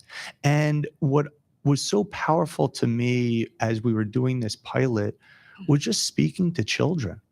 I think you all know I have a superintendent's council where I just have 3 or 4 kids from every high school that kind of hang out. We give them cookies and soft drinks, and I just ask them about what's going on in the high schools. And they're all scared. They're scared in the world, right? And we can't think that what happened at MSU just a couple of weeks ago in our own backyard doesn't impact the psyche and the well-being. And certainly I would defer to the medical doctor on staff here. I mean, board, not staff. He's my boss. But that there is this sense of needing to be safe and needing to be psychologically safe and physically safe. And that's really important. And so that's why I'm so proud that this board wants to engage in this conversation so that this board can make a decision, right? This is where boards step up and say, either this is what we believe, this isn't what we believe. And I do appreciate that Dr. Body brought up the conversation about SROs, but I also really appreciate President Willis talking about how some of that's not really in our control because of, the way that it works. But what we can control are things like this, that we have the ability to make that decision. And so, I'm certainly not asking one way or another. I really respect everybody at the table, or the horseshoe, whatever you want to call it. But I hope that video, and certainly we're happy to answer any questions. And I only speak to what I've seen, right? My own feelings are tough, right? Because it's like, I don't want to create that sense that we would think that our children or our community would need these because of who we are. But what we need is because of our country writ large and our community writ large, so that we can create that safe and warm and inviting relationship based building where everybody in that building goes, I'm happy to be here. So thank you, John and Cordelia and Ron, for putting that all together. Very good. I thought the editing was good, but I'm a no tech guy, I guess. I really think this is just for the community at large to understand. I personally went through it that first day, and I watched just the difference in a couple hours, the tweaks that your team made, like from catching Monster energy drinks to not. And the flexibility of that tool, I think, is significant. The second is, and it's not lost on me, there's people that would remember me from this community as kind of a bad kid, but I've been in a lot of bad situations. But really, since that day, one of the things I think about, I watched that Mr. Robinson kid, and in education, we've spent a lot of time on equity, rightfully, for identity type stuff. And I think equity and safety is if that's important, then this is sentinel. And so I just have every day since then had this little piece of fear, like, what if something happened where there wasn't that? And for Micah be knocked again, I just hope that we can have this conversation about it, because very few things scare me. But the idea that we don't have across the board equity in this particular case is pretty scary. And then I just think the other thing, being the former bad kid, those cues are ripe, as you would know, for someone getting their shoe stepped on and the day starting out very poorly for a bunch of people involved. When you've got congregations of big people waiting to go, it doesn't matter if it's Cedar Point or Everett High School, like congested queues are just ripe for yourself to mix it up with somebody. So the speed of that, I don't want that to be lost on anybody or understated. To get kids out of those queues and out of those groups where we know traditionally disruptive behavior can be set off very easily, I think is just, it's sentinel.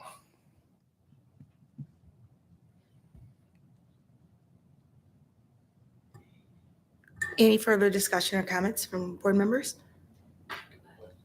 Dr. Body, sure.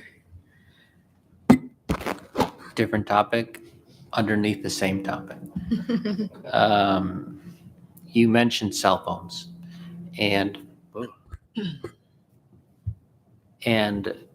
cell phones connected to Wi-Fi. We know what they're searching.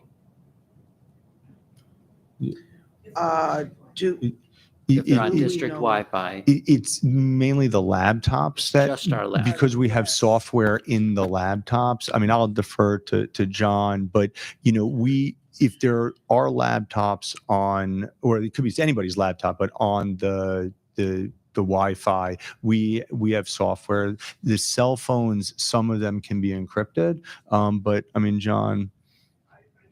100%, but what I have heard is to your point, is that it's the laptops and not the cell phones, to my understanding. But I mean, I love that we're bringing it up, and I know Jeff would be thrilled to have a conversation about what our technology capacity is at this moment, and ways that we can do more. But typically, what we're finding is when we see it's laptops, because we have software on those computers. I would agree. Yeah. They're laptops. We can't see what everybody's cell phones, what people are doing on their own cell phones. We use a software called securely.com. And so basically it's a keystroking monitoring system where if you type in bad words, you can imagine those words. it sends an alert to our technology department. It pushes it to schools, and it actually can tell you exactly who was logged into onto that device, so we know exactly what student we're looking for. You know, and the rest is But the technology exists.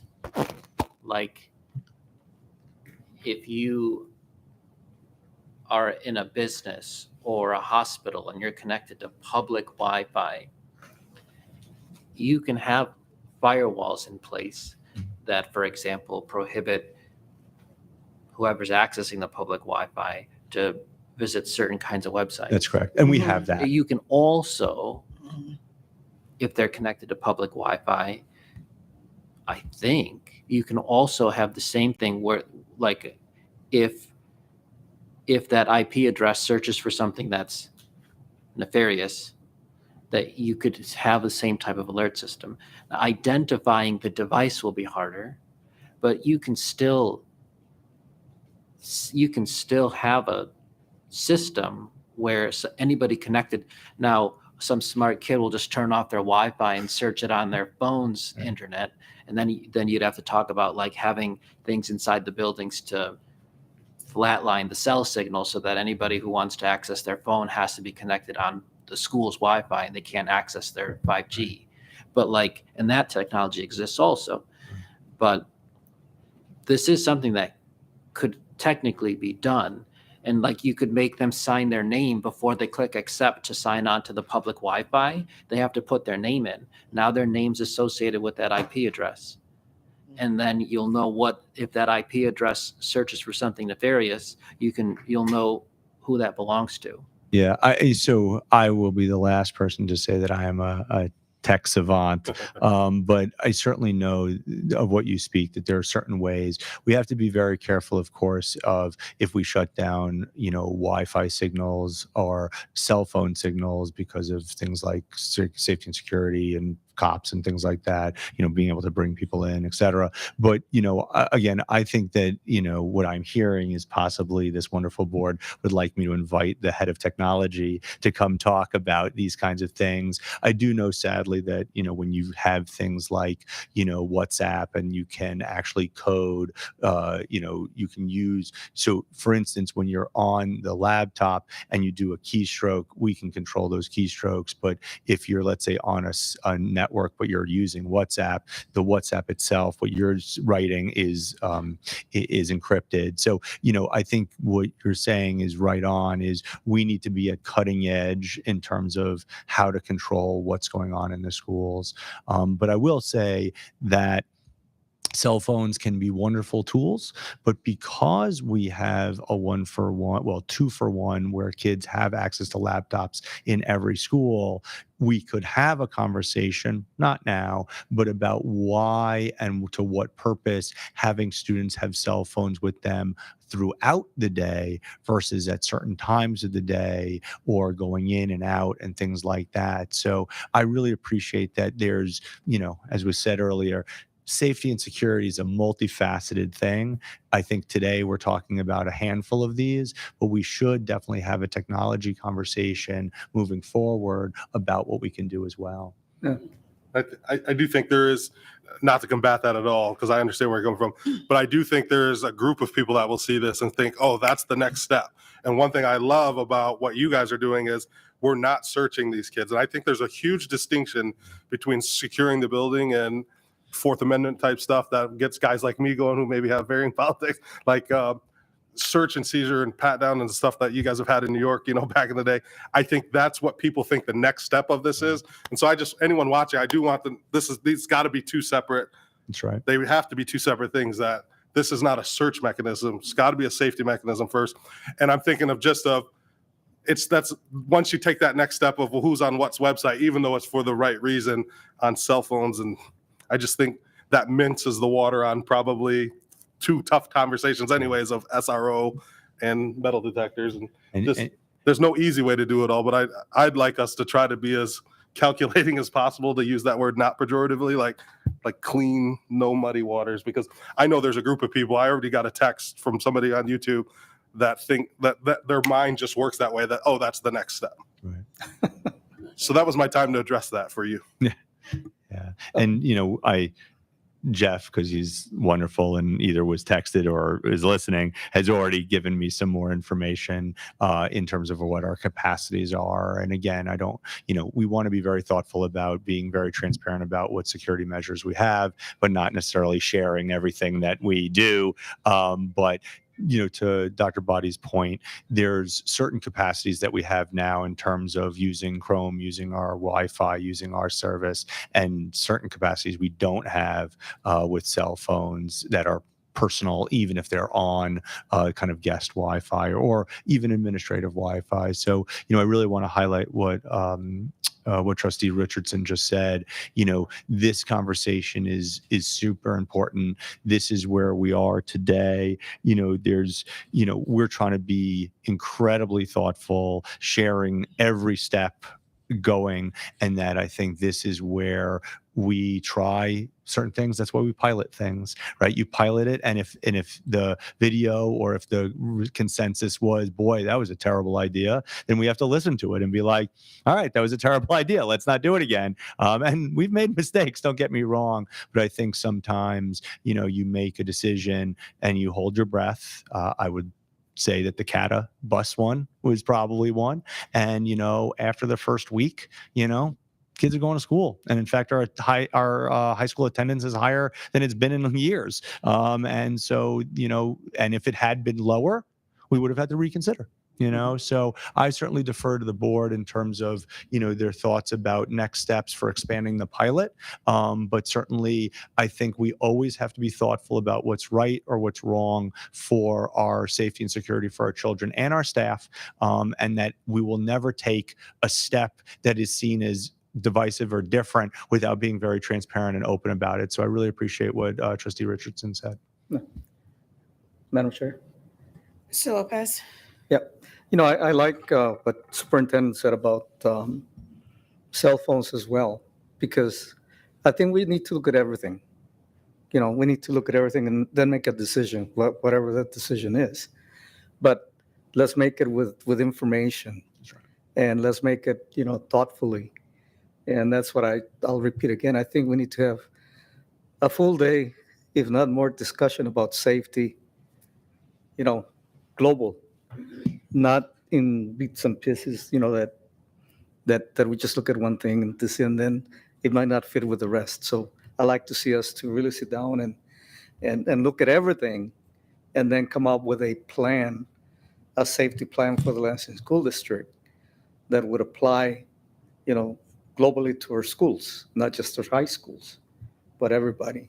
So, and the object is to keep kids safe, and staff. That's all. It's about safety.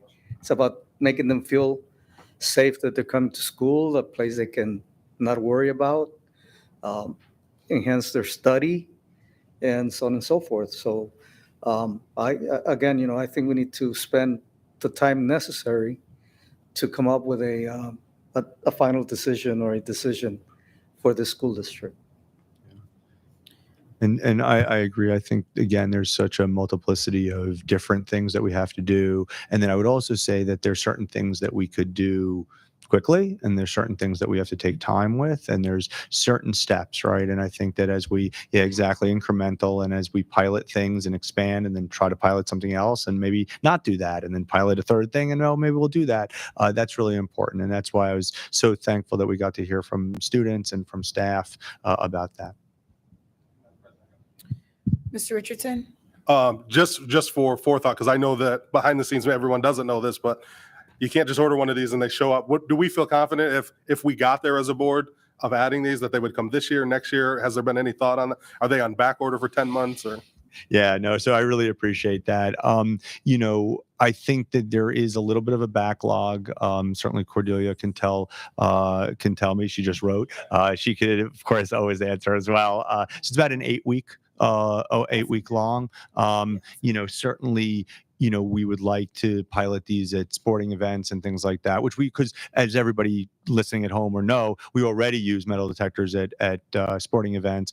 But if the board does decide that we can bring these to Sexton and Eastern, it would be about 8 weeks. So probably by the end of the year, before the end of the year, but kind of towards the end of the year. And I would say this, that again, whichever way the board goes, if we do that and we're able to start kind of at the end of this year, it will allow for some time and some experientially with it, that then allows us to start really well next year rather than starting it only next year, which would then have a growing process there. But again, this is a board decision in terms of where we would want to go with the pilot, if we would want to expand it or not.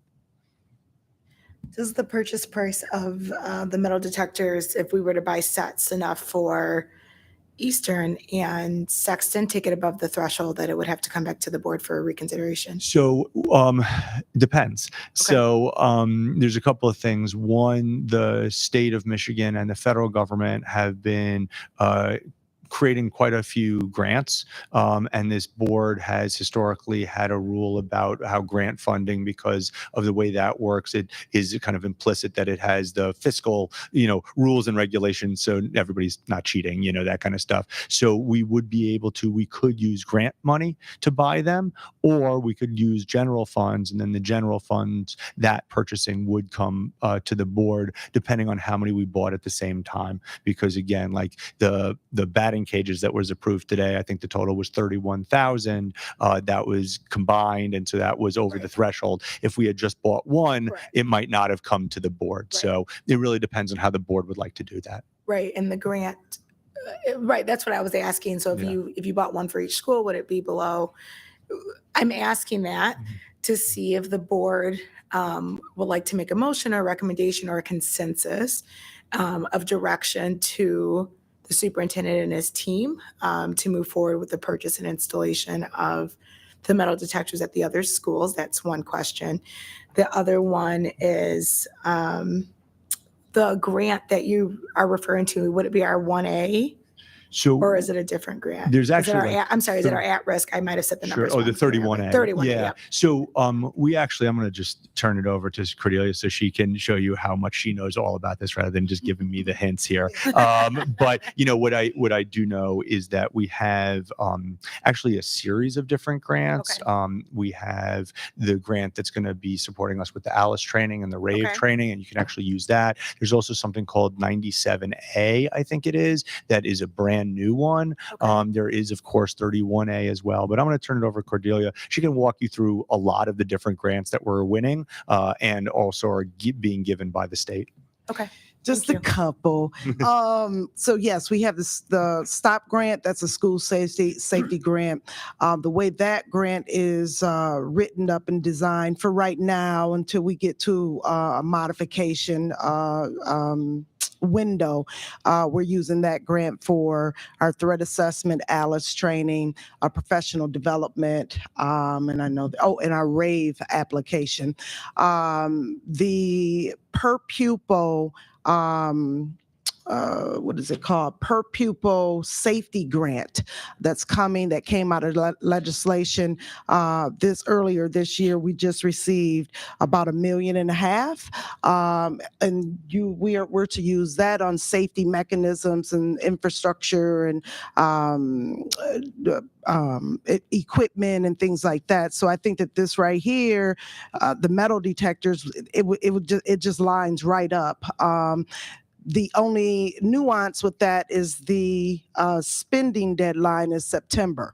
So, just keep that in mind as you make your considerations. But unfortunately, if we use that line of funding, we'll have to kind of move in a quicker fashion. But those are the two the fundings that I know of right off the top of my head that's actually designed for this type of purchase. Yeah. And we were also hearing, of course, that the state and even the federal government is considering other monies as well. But we would, if the board so chooses to kind of give us the authority to go down this road, we would have grant money that we feel confident we are legally allowed to use for this. However, we certainly have enough in the general funds to cover it as well.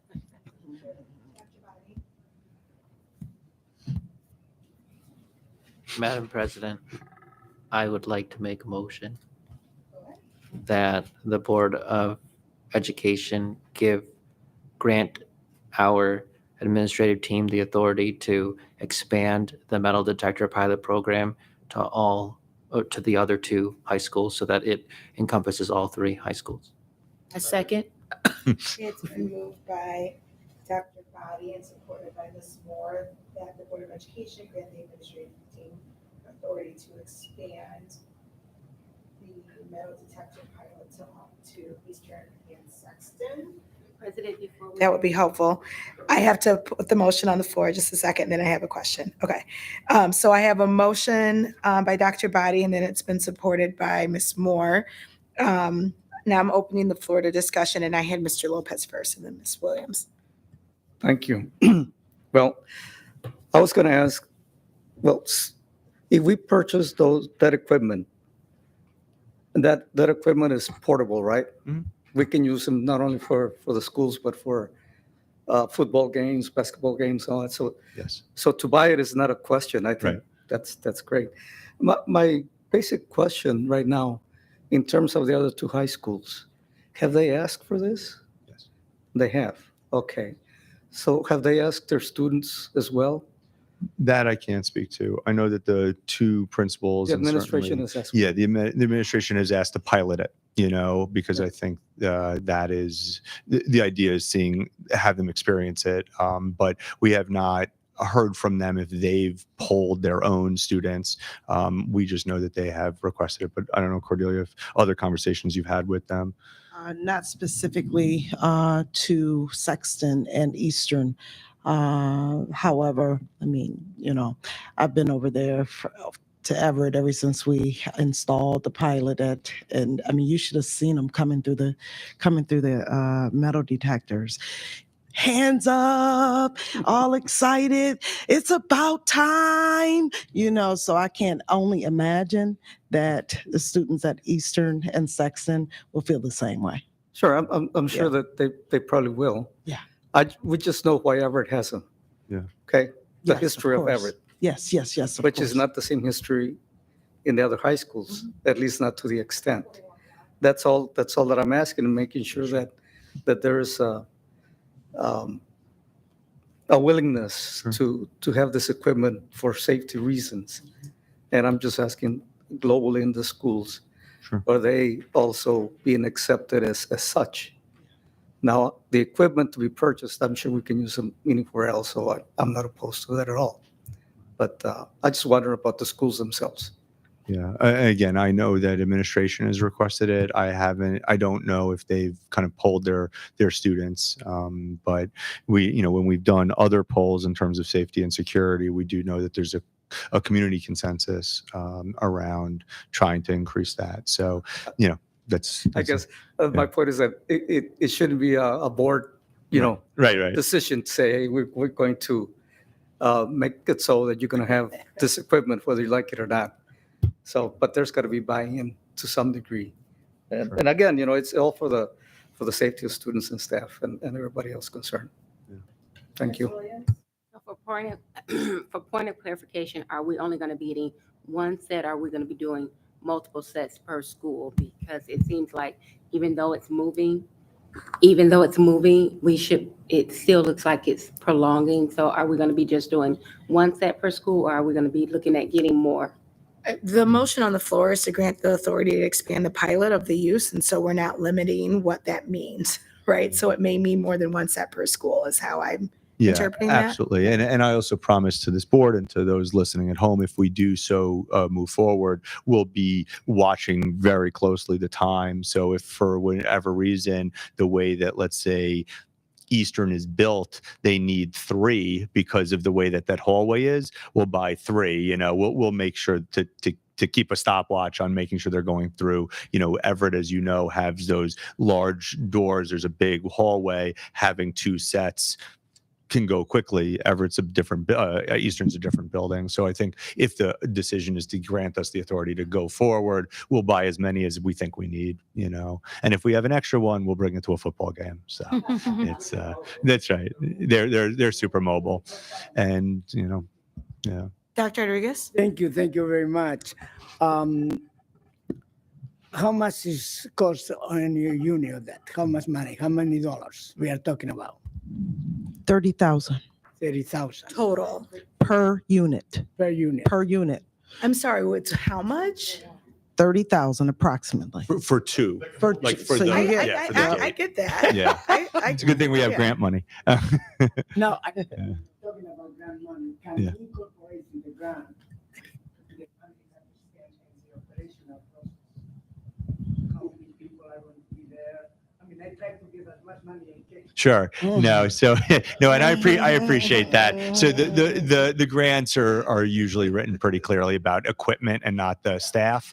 Yeah. But what I will say, and what I appreciate about this is because we already have the ID system, the adults are there.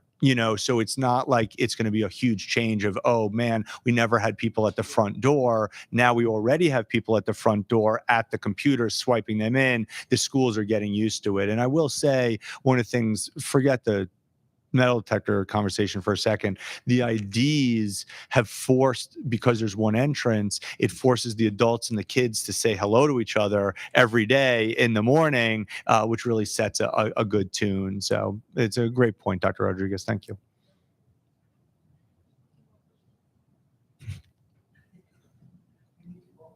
Any questions?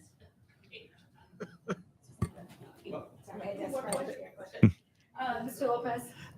This may not be a question, but or relevant to this, but this is only part of security. That's It's only one part.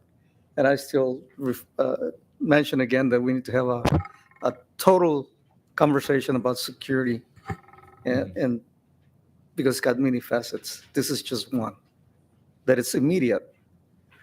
But, we still need to talk about the rest of the Absolutely. safety plan, safety concerns we have. Completely agree. Thank you. We have a motion on the floor. Any questions, Ms. Logie? Oh, if I may just piggyback onto Mr. Lopez's point and offer 3 words: cell phone lockers. And just a request that in the future, as we talk about, more expanded conversation about security, that we could also put that on the agenda, because there's just all kinds of research, especially about the mental health of girls, teenage girls right now, and how the less cell phone use, the better for their mental health. And cell phone lockers could be a low-tech, cheaper option that we could also talk about. Thank you. Any idea to get students to focus more on work and less on Instagram?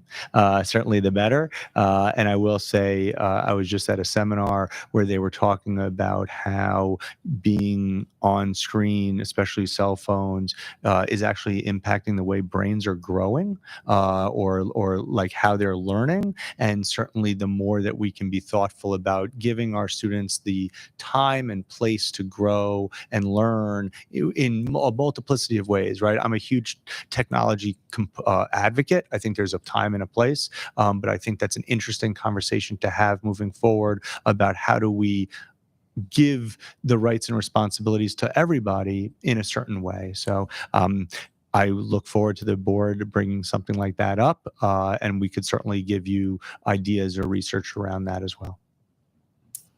Any additional questions? I'm just going to share with my colleagues before I call the question. I am going to be a no vote on this, not because I have any concerns about the use of them. I love the idea that they're mobile. We get wanded. Kids go through access to security points a lot of different places.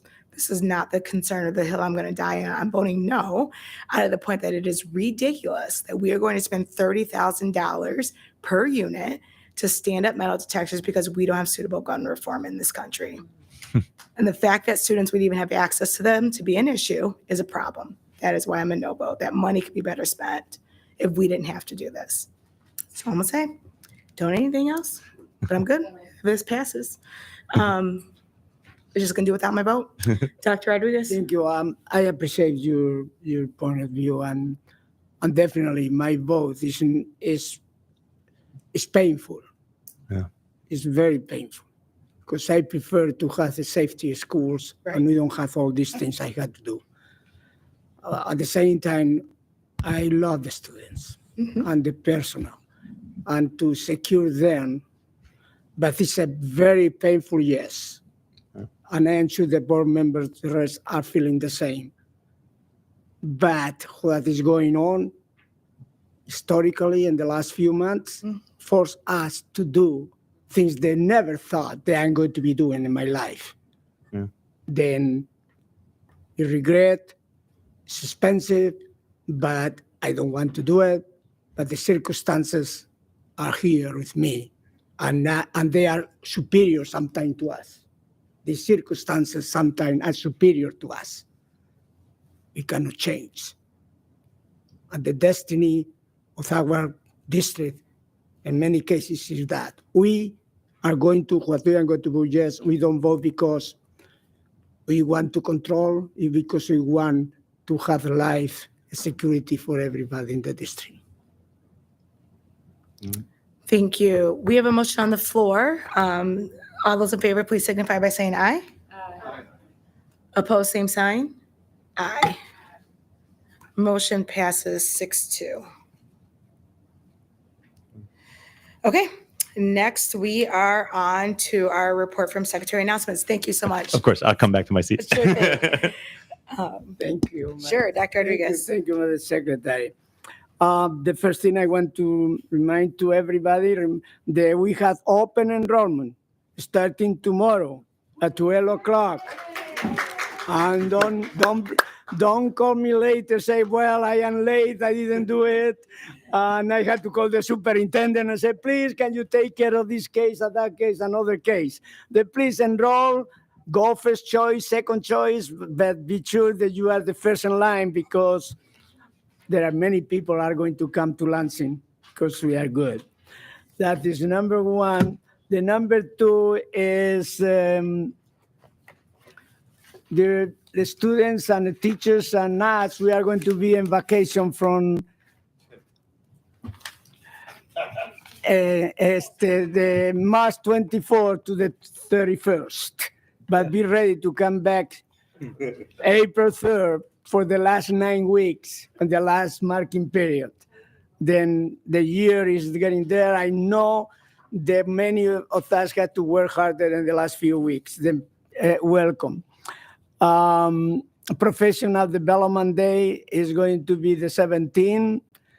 And the board meetings, we are having board meetings in April 6th over here at 6 o'clock, April 13th, and April 20th in the administration room here. Then this is, if anybody has any other announcement, they're more than welcome, but thank you. Would you please repeat the April dates? one more April time? days is going to be the 6th, the 13th, and the 20th. Thank you. Thank you. Thank you, Madam President. Absolutely. Next, we are on to public comment, for which we have none, which brings us to comments from board members. Mr. Lopez. Thank you. I just wanted to chime in with Dr. Rodriguez said about enrollment. And I'm going to do it in Spanish because there are some people that might not know English. So, queremos recordarle a todos que la registración para la escuela de los niños pequeños empieza el día mañana día 10 de a las marzo. 12 del mediodía. Del mediodía es para que inscriban a sus niños chiquitos que van antes de kinder, ¿verdad? Para que empiecen aquí sus estudios en las escuelas de Lansing. Están bienvenidos. Y inscripciones, they can enroll anywhere in any of the schools, or they have to go to the enrollment. So at noon tomorrow, you can enroll at enrollinlansing.com. There are also kiosks at the schools and at the Welcome Center. So when in doubt, call the main number here as well at 755-1000, and we'll point you in the right direction. But yeah, enrollinlansing.com. So this is through the internet, enroll. That's correct. They can also go to the Welcome Center to enroll, which I don't have that address on me, but they can go to the Welcome Center. I think it's 2400 Patton Gill. Okay. But yes, they can go there. La registración es por medio del internet. Si tiene preguntas, llame a las escuelas y ahí le ayudarán con esa información. Así que todos están invitados a inscribir a sus niños en las escuelas de Lansing. Gracias. There one other place they can go to the Capital Area District Library if they to access computers there as well. Thank you. Dr. Body. I think I'm just really hungry. So, but not speaking for anybody else on the board, but speaking for me, I didn't feel any pain in my vote. I was proud to do it because $30,000 that we're not even paying, that we're getting for free from a grant, is a small price to pay. If that's what it takes to give our students peace of mind and for them to feel safe and secure in their buildings, then I feel no pain in that. I feel proud to have made that vote. So that I wanted to put that out there. Mr. Richardson, thank you, Dr. Body. Thank you, Madam President. It was on my heart all of a sudden, just out of nowhere. But then I'm going to mess up the names because it's so crazy. But we've had a lot of special families in our district, hundreds of thousands of them, and one of them experienced a loss today, and it's complicated with our relationship. But Irvin Johnson Sr. Passed away today, so I just wanted to send a shout out to Christine, Kim, Mary, Larry, Lily, Yvonne, and Quincy, and the rest of the Johnsons. That family has contributed a lot to specifically my neighborhood on the south side, but as well as just Lansing in general. Very good people, and I know relationships get complicated outside of the familial relationships, but it just was on my heart to just bring them up. And so if you know a Johnson, and most of you do, send them some thoughts, prayers, whatever you're into. Thank you. Any other comments from board members? Ms. Logie. Well, I have one question and then one invitation about open enrollment. If you're already enrolled and you're not making a change in school, you don't have to do anything. Okay. Just want to make sure everybody knows. Passive enrollment, it stays. Excellent. And the invitation I have is for the whole community on March 18th. Vice President Moore and I will be at the Village Lansing, which it's a Saturday, March 18th from noon to 1 o'clock for our monthly coffee and conversation. And we'll bring the coffee. You bring the questions and suggestions, anything related to the Lansing School District. Hope to see you there. I love that. Thank you. Any other questions from board members? Seeing none, may I have a motion to adjourn? It's been moved by Dr. Rodriguez, supported by Ms. Moore, that we adjourn. All those in favor signify by saying aye. Aye. Oppose? At 8:15, we are adjourned. Tomorrow is not a good day to have coffee.